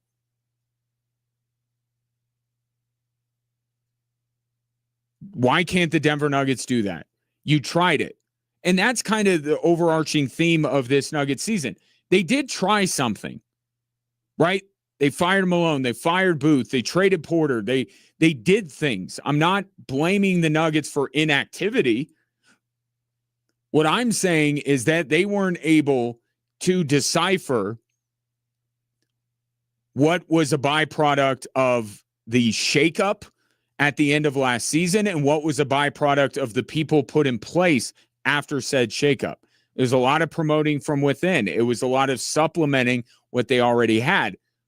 I am saying it is abundantly clear now, because you got absolutely embarrassed by a shorthanded Wolves team, that what you are doing is not working. And it does start with David Adelman. It can't be just him, though. Like, I want to make that very clear. Simply firing David Adelman is not going to get the Denver Nuggets any closer. It has to be change with the head coach, but also change with the roster. But yes, David Adelman has to go. And the coaching pool looks a little bit different this time around than it did a year ago. The Steve Kerr thing, maybe not as far-fetched as it would have been a year ago. Tom Thibodeau now is available. I think Tibbs would be perfect. I got a text earlier, Dan Hurley. I know he has no experience at the NBA level, but if this team gets taken in the direction I kind of think it should be, Dan Hurley might be a perfect fit, because I think this team needs a page one rewrite around Nikola Jokic. And usually when you do that, that's youth. And I think youth are going to respond to Dan Hurley. I still I'm going to submit Tibbs is my guy. Tom Thibodeau is my guy that would be best to take over the Denver Nuggets at this point in time. But I can see the merits of Dan Hurley, but I think some other things have to happen in order for Dan Hurley to be a viable candidate. And I think this roster has to get a lot younger. I don't think Dan Hurley's message is going to resonate with guys who have been in this league 7, 8, 9 years. I think Nikola Jokic would welcome a hard driver of a coach like Dan Hurley would be. I think he responds to that. But I don't know that a Jamal Murray and Aaron Gordon, Cam Johnson, Christian Brown, go down the list and say that all those guys would respond to what Dan Hurley does. But the timing could be better with Hurley. And we can get into this. I'm just saying that the coaching pool looks a little bit deeper than it was. And also now it is quite clear that David Adelman is not the right guy to lead the Denver Nuggets. So that has to happen. But again, It has to happen in accordance with significant roster changes. And that leads me to story number 3. That's the frustrating part, just not showing up when my team needed me most tonight. And felt like if I played a little better, we would have had that game. So it's just frustrating on my part, If you're going to, that of course, Jamal Murray, if you're going to affect real change with the roster, a salary dump isn't going to do it. And right now, Jamal Murray is an all-star. He's an all-NBA player, and he was healthy. You can get something in return for Jamal Murray. You can start remaking this team around Nikola Jokic with a Jamal Murray trade. Jamal Murray isn't the number one guy on my list of players the Nuggets need to get rid of. That's Christian Brown. But Jamal Murray is at the nexus of, I think it's time for a change, but also has value. And the thing about Jamal Murray last night is that this 2-man game, it's run its course. It flashed incredibly bright, burned bright when it was good. It's not that anymore. More teams are going to employ their version of Jaden McDaniels, who are in more abundant supply in the NBA these days. And they're going to put them on Jamal Murray, and they're going to turn a 2-man game into a 1-man game, just like Minnesota did. All the national media today wants to trash Nikola Jokic, wants to take him off of his throne as the best player in the world. Yet the guy was the best player on the court last night. Shaquille O'Neal last night is saying if Nikola Jokic would have done more, the Nuggets would have won. Yeah, if Jonas Valanciunas would have done more and if Spencer Jones would have done more. Shaquille O'Neal putting it all on Nikola Jokic is kind of comical, considering that Shaquille O'Neal's rings were with Kobe Bryant and Dwayne Wade. Like, let's keep in mind here how important that second player is, that Robin, that sidekick, that partner, however you want to describe it. Tell me the team that Shaq dragged through the playoffs by himself. So he, of all people, should understand where the bigger issue last night was Jamal Murray missing 13 of his 17 shots. He is now an all-star. He is now an all-NBA player. You want to say 28, 10, and 9 is unacceptable for Nikola Jokic? How about 12 points on 4 of 17 shooting? I understand why the national media goes that way. It's low-hanging fruit, and it's easy to consume for the people who are half watching in a bar or something. But for a real nuanced conversation about what went wrong last night, Jamal Murray is higher on that list than Nikola Jokic is. So it's the Nuggets got, if they're going to remake their roster in terms of both mentality and also in terms of the skill sets, the best way to do that is to break up the identity of this team, which is that Jokic-Murray 2-man game. You break that up, and now everything else opens up. All these other ideas. Because before is like, well, we have this, now what can we build off of it? You got to take that away and say, we have Jokic, what are we going to do around him? So, again, Murray's not the number one player that I would be on my trade list in terms of, wanting. It would be great if they could keep Jamal Murray and bring in another point guard, but we have to be realistic about what the Nuggets situation is right now. They are incredibly cash strapped, and they have an owner, and I'm not talking about Josh Kroenke, I'm talking about his dad, that is going to go to the Nuggets, his son and the Nuggets organization, and say, I promise you, if you cut payroll significantly, you can still get into the first round of the playoffs and lose. So the cost-cutting measures are already happening. You might as well target the right pieces moving forward to be around Nikola Jokic while you're at it. I think Jamal Murray has to be among the players that go. But as far as I'm concerned, every single player not named Nikola Jokic could be on another team next year, and I would not lose sleep over it if I was a Nuggets fan. I wouldn't. This doesn't work. This doesn't work. Remake this team. Head coach, second star, out, and start to remake this team while you still have Nikola Jokic in his current form. Let's not forget that the dude averaged a triple-double this regular season, okay? Still got it. You can still win a title with Nikola Jokic, but you can't win a title with the team around Nikola Jokic. 719-24-7, 13-13. Take your thoughts on the Nuggets Game 6 loss and where they go from here. Some good news regarding Colorado sports because we now know the Avalanche's next opponent.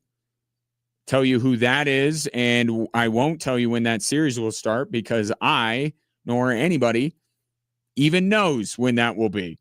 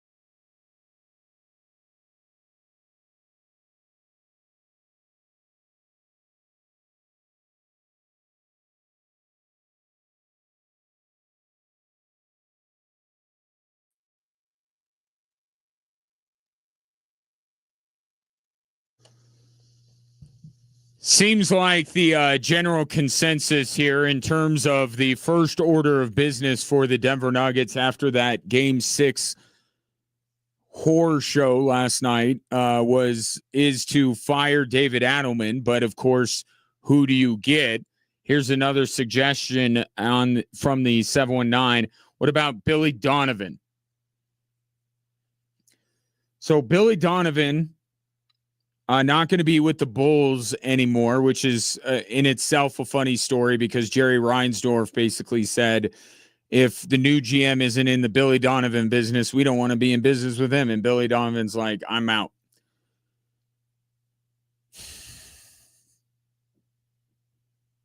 Could see that. I could see that.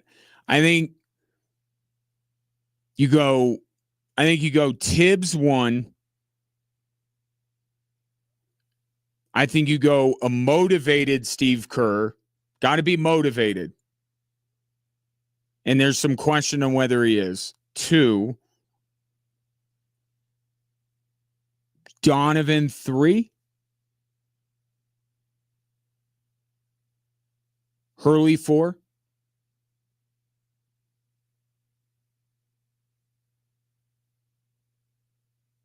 I mean, you gotta thread the needle with this one a little bit. It's not again, the worst thing is for them to say, yeah, no David Adelman, and then bring in the Spurs lead assistant.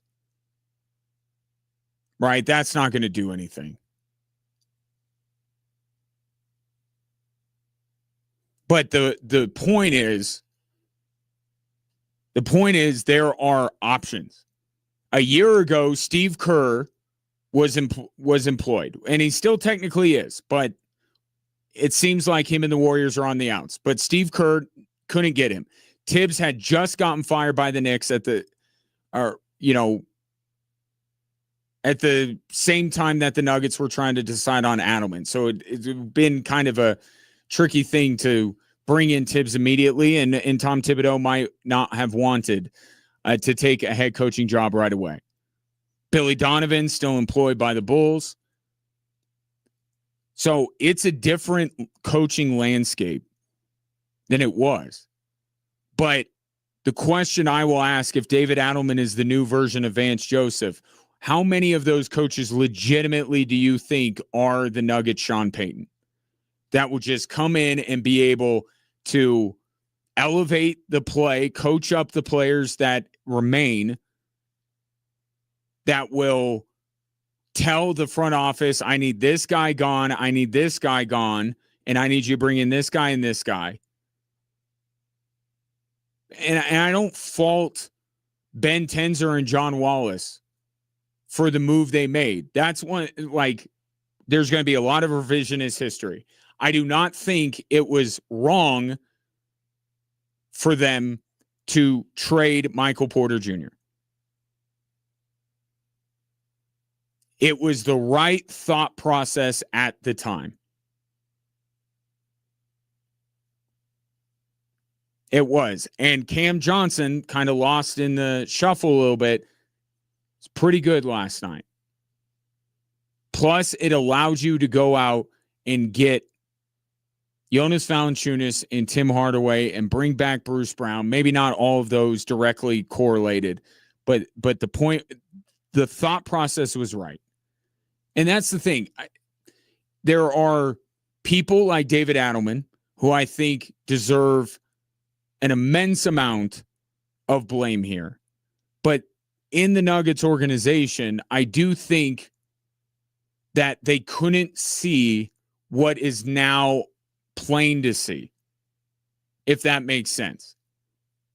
Right? There was, and I heard this all offseason, the Nuggets took OKC to a 7th game. It's a long season, 82 games, a lot of highs to look at. The team ended the season on a 12-game win streak. Like, there were a lot of things going on that distracted people from what was going on. It's much like when Josh Kroenke said he was thinking about firing Malone before the All-Star break the year that he ended up firing him. And because they played so well, it kind of messed with his perception of the team. But Josh Kroenke stopped short of where we're at today, and he said we don't need a cultural reset. And I'm telling you, after a loss to an 8-man Minnesota team, you need a cultural reset. And I don't think anybody really saw this exact movie playing out. I don't think anybody did. There are some people that were higher on the Denver Nuggets than others. I always thought that the Nuggets were not going to be OKC, but I remember not in the far too distant past saying if it's not going to be OKC, it's probably going to be Denver that wins the title. So there are a lot of people who were fooled because of this, that, and the other. But that is why I am saying burn it down. No half in, half out stuff. No tweaks. Oh, we'll just, for monetary reasons, get rid of Cam Johnson and Peyton Watson goes. It's not enough. It's not going to be enough. They have to try and go further. And the depressing reality of it is that they probably can't. They should, but they can't.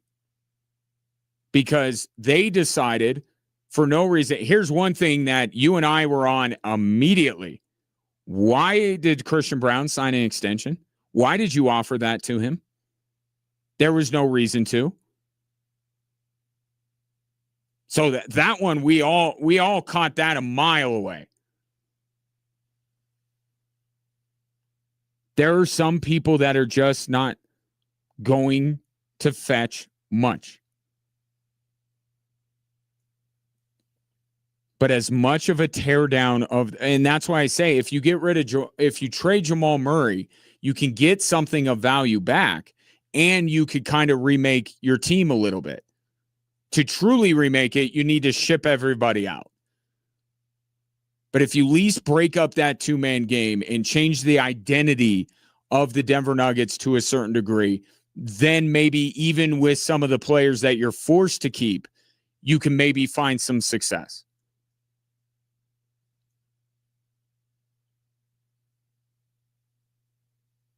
But again, getting back to the original point about David Adelman, you're going to want a Sean Payton to be able to come in and know and really know that the Nuggets are in a better spot.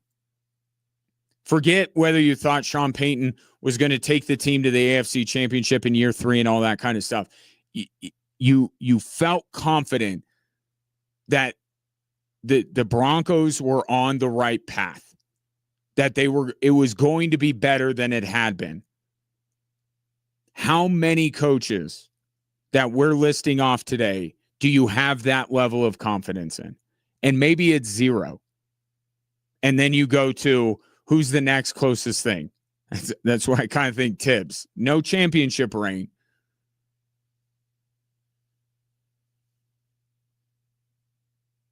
It's going to be an uncomfortable, difficult offseason for this Denver Nuggets team. Because there's a lot that needs to happen, a lot they can't do. And that for the frustration is just going to build and build and build. But if you are fortunate enough to be a fan of both the Nuggets and the Avalanche, next week's going to be a better week because the Avalanche at some point are going to be playing the Minnesota Wild. And there's an additional part of this now, which is a Colorado team playing a Minnesota team in another playoff series and the catharsis that could be. We don't know when they're playing. We don't know. It feels like Monday would be clean. I think a lot of it has to do with whether we get any game 7s in the NHL. In fact, I probably need to turn on the NHL, their games for the night. I think the first game is Tampa and Montreal. We got to see what happens tonight.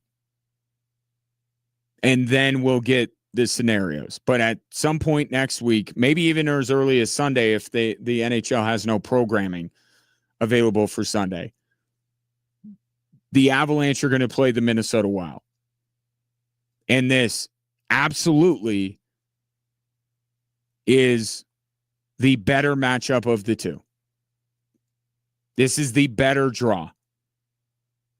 And it's not saying, and especially in the wake of what happened to the Nuggets last night, I am not sitting here and saying it's a foregone conclusion that the Avs are getting through the Wild. I will not do that. Quinn Hughes throws it off the skate of Nathan McKinnon in overtime, and the Wild could move on. Like, crazy stuff can happen. Did you see Quinn Hughes do that? Threw it off the skate, like intentionally shot it off the skate and ricocheted it into the Dallas net. He's really good. Not best defenseman in the world good, but he's good. But this of the two is the better matchup. And there won't be the historical angst being brought into the series like it was with Denver and Minnesota.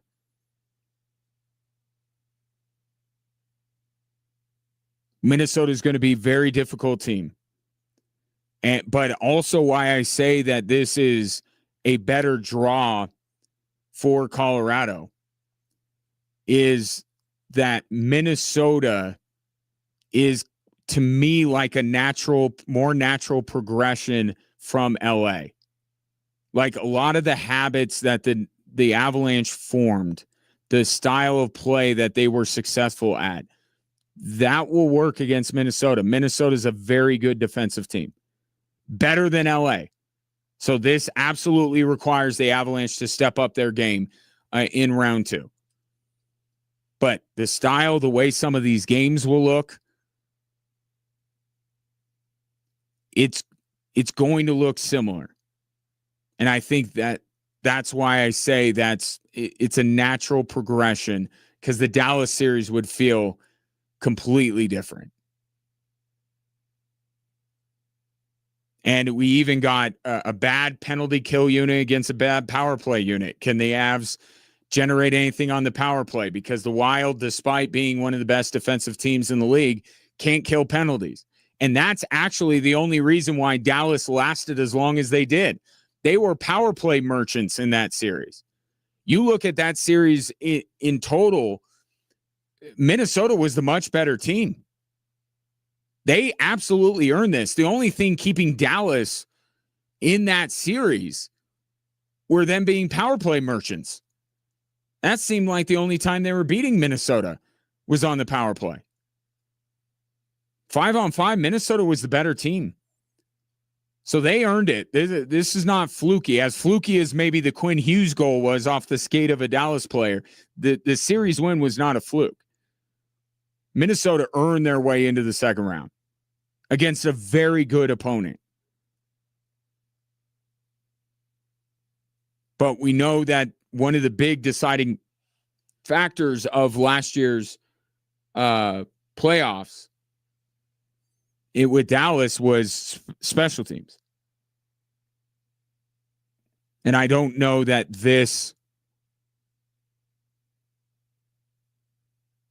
certainly Minnesota has what it takes to slow down the Avs' vaunted power play that got all of one goal in the LA series. But you're not getting your incredibly good power or penalty kill unit tested by Dallas's power play. And there's some youth there, especially in goal on this Minnesota team. So it's a better matchup, but it's a huge step up from LA.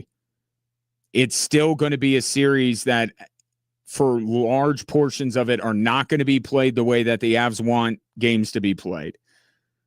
It will be a really good test for them and a really good series. And then we get from a star standpoint, we get Quinn Hughes against Cale Makar. So there's a lot there. the storylines of Dallas, Colorado write themselves, and maybe that makes it a more interesting series, but there's a lot here. There's a lot for this Minnesota Colorado series. I'm looking forward to it. Got a text from the 719, says that FanDuel says Avs in Minnesota is Sunday at 5. I'll double check that. Good looking out. I have not received anything official from the National Hockey League. And not to, toot my own horn here, I am on their mailing list. So when you see these Avs insiders tweeting out when the start of the series is, just know I got the same release. Just know that. So maybe it is. Maybe it is Sunday at 5. But also there are some websites that just put a placeholder time in. I know the game, I think it was game 6 of the Wolves Nuggets series was on one website scheduled at 11 a.m. before we figured it out. So I'll double check that, but maybe that's what it is. Sunday at 5. I could go for some hockey, some Avs hockey on Sunday. How about you? I'll dig into that. See if I can come up with an answer here before we end the week. 719-247-1313. Back after this.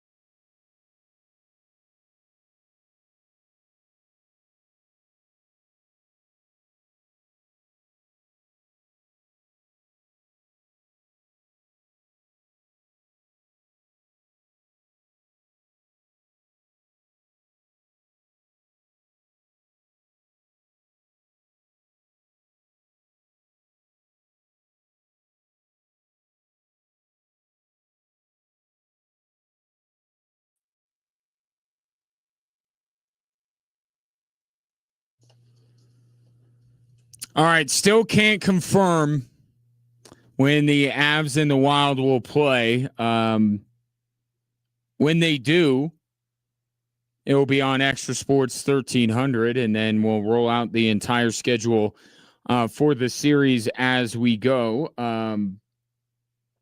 Stay tuned to our socials as well for a heads up on that. But you could, if you want to be proactive, which I'm going to be tonight because I'll watch that Utah Vegas game later. The NHL will release it tonight. That's when it'll come out. The problem is we're sitting here on a Friday, so the Avs may well have played a game by the time we reconvene. But no confirmation of that. We have one report from FanDuel, at least based on, I guess that's where you go in the app or whatever to bet, and it says 5 o'clock on Sunday. We'll see. I think it just depends on how these Utah and Montreal games go. If the NHL's got game sevens, then I think that Avs will be playing on Monday. But we know their opponent, and just in the nick of time. Nuggets, you got us to the start of the second round for the Avalanche. Thank you for that.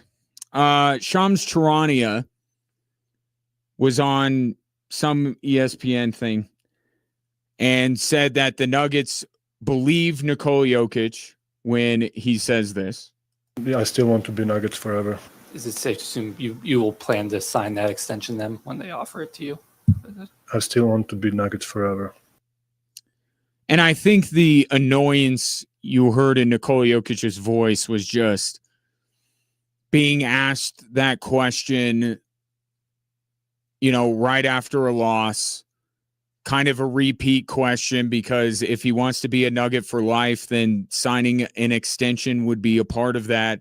So that was just annoyed Nikola Jokic at the question. I believe him, and Shams is saying the Nuggets believe him too, but that's not really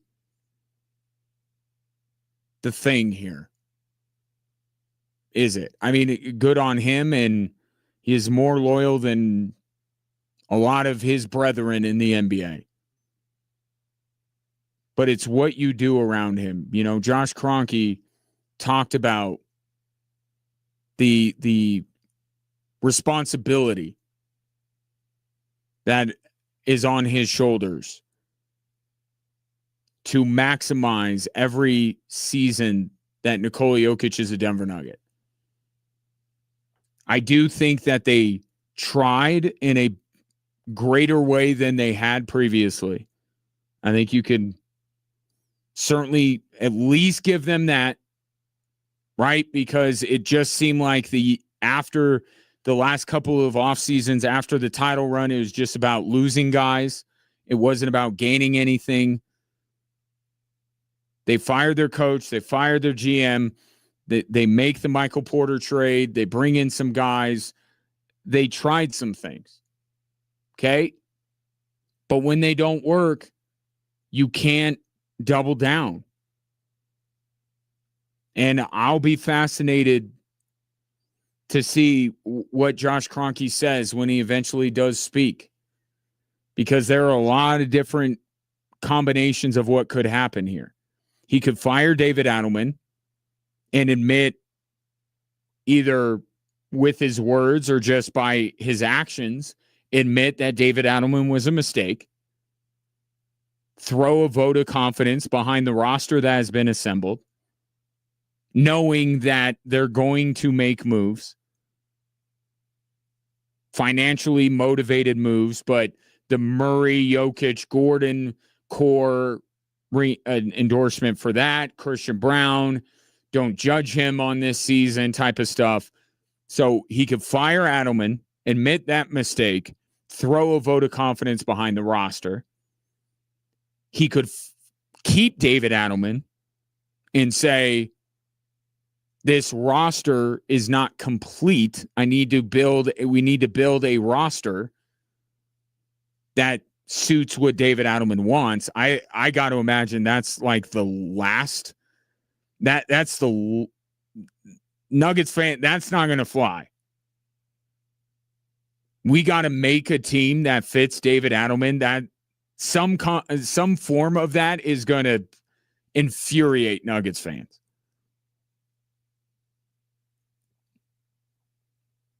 Although now that I'm thinking of it, one of the scenarios is Josh Kroenke does this is the worst thing. Aaron Gordon and Peyton Watson were hurt. That's the worst thing. I don't know how you can make a case for David Adelman, but at least you're committed to make change on the roster. If you say we're running it back because Aaron Gordon and Peyton Watson were hurt, that is gonna be the worst. Because it's clear, right? We're all on the same page. Like, no, it can't be this next year. Knowing that, again, you have to build in losses. Gordon, Cam, Peyton, one of those three is gone without question. I tend to think it might be two of them.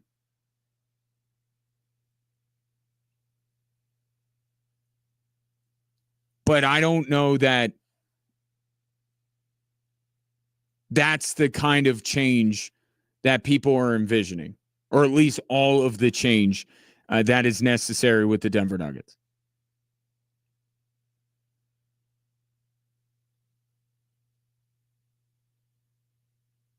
I don't know. I was talking to a colleague of mine, thought Monday.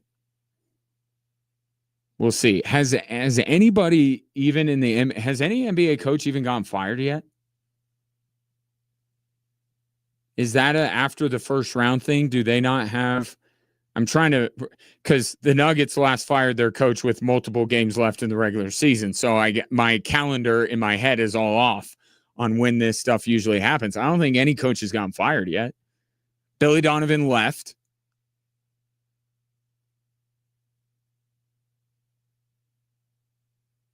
I don't know. I can't think. And Tiago Splitter in Portland's going to be gone because they're looking for somebody on the cheap. I've seen Splitter's name thrown out a couple of times, text line and on social media and stuff. I think he's done a brilliant job, and I don't think he deserves to lose his job in Portland. I'll say that. I think Matthias Thybulle put it perfectly where he kind of was thrown a grenade. And he equated it to, when you hang on to the ball and you don't have a shot and you just kind of toss it over to somebody and saying, you deal with it. That's what grenade means. Tiago Splitter got thrown the ultimate grenade with what happened with Chauncey Billups getting arrested. And he did a great job. Got him to the playoffs. But again, what the Nuggets cannot do here is make the same mistake they did when they fired Malone, where they say it just has to not be this guy. No, you got to add the other part of it. You got to make sure the guy you bring in is the right guy. As good of a job as Tiago Splitter does, you want him to take over a team that is in crisis in terms of their competitive window. Like Portland, there was no competitive aspirations, right? Nobody's talking title in Portland.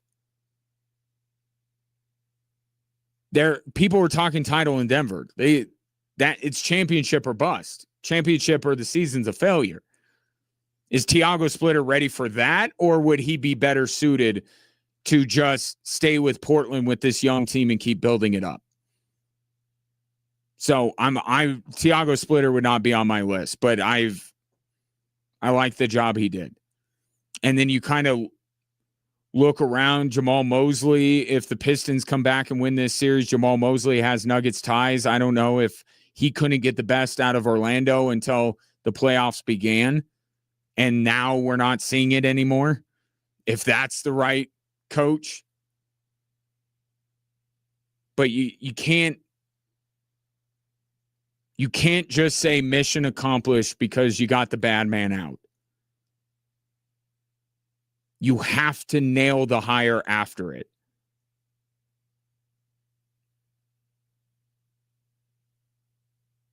And, Josh Kroenke could use that as a weapon to say, we're on fire, but who are we going to go out and get? David Adelman's a good coach. And hard for him to say that after that performance, but he may do that. So we'll see what happens through the weekend. Keep an eye on when the start day and time for the Avs and Wild are. The playoffs continue, just with only one sport. Appreciate your patronage and the interaction. Great conversation today. Enjoy your weekend, and we'll reconvene on Monday.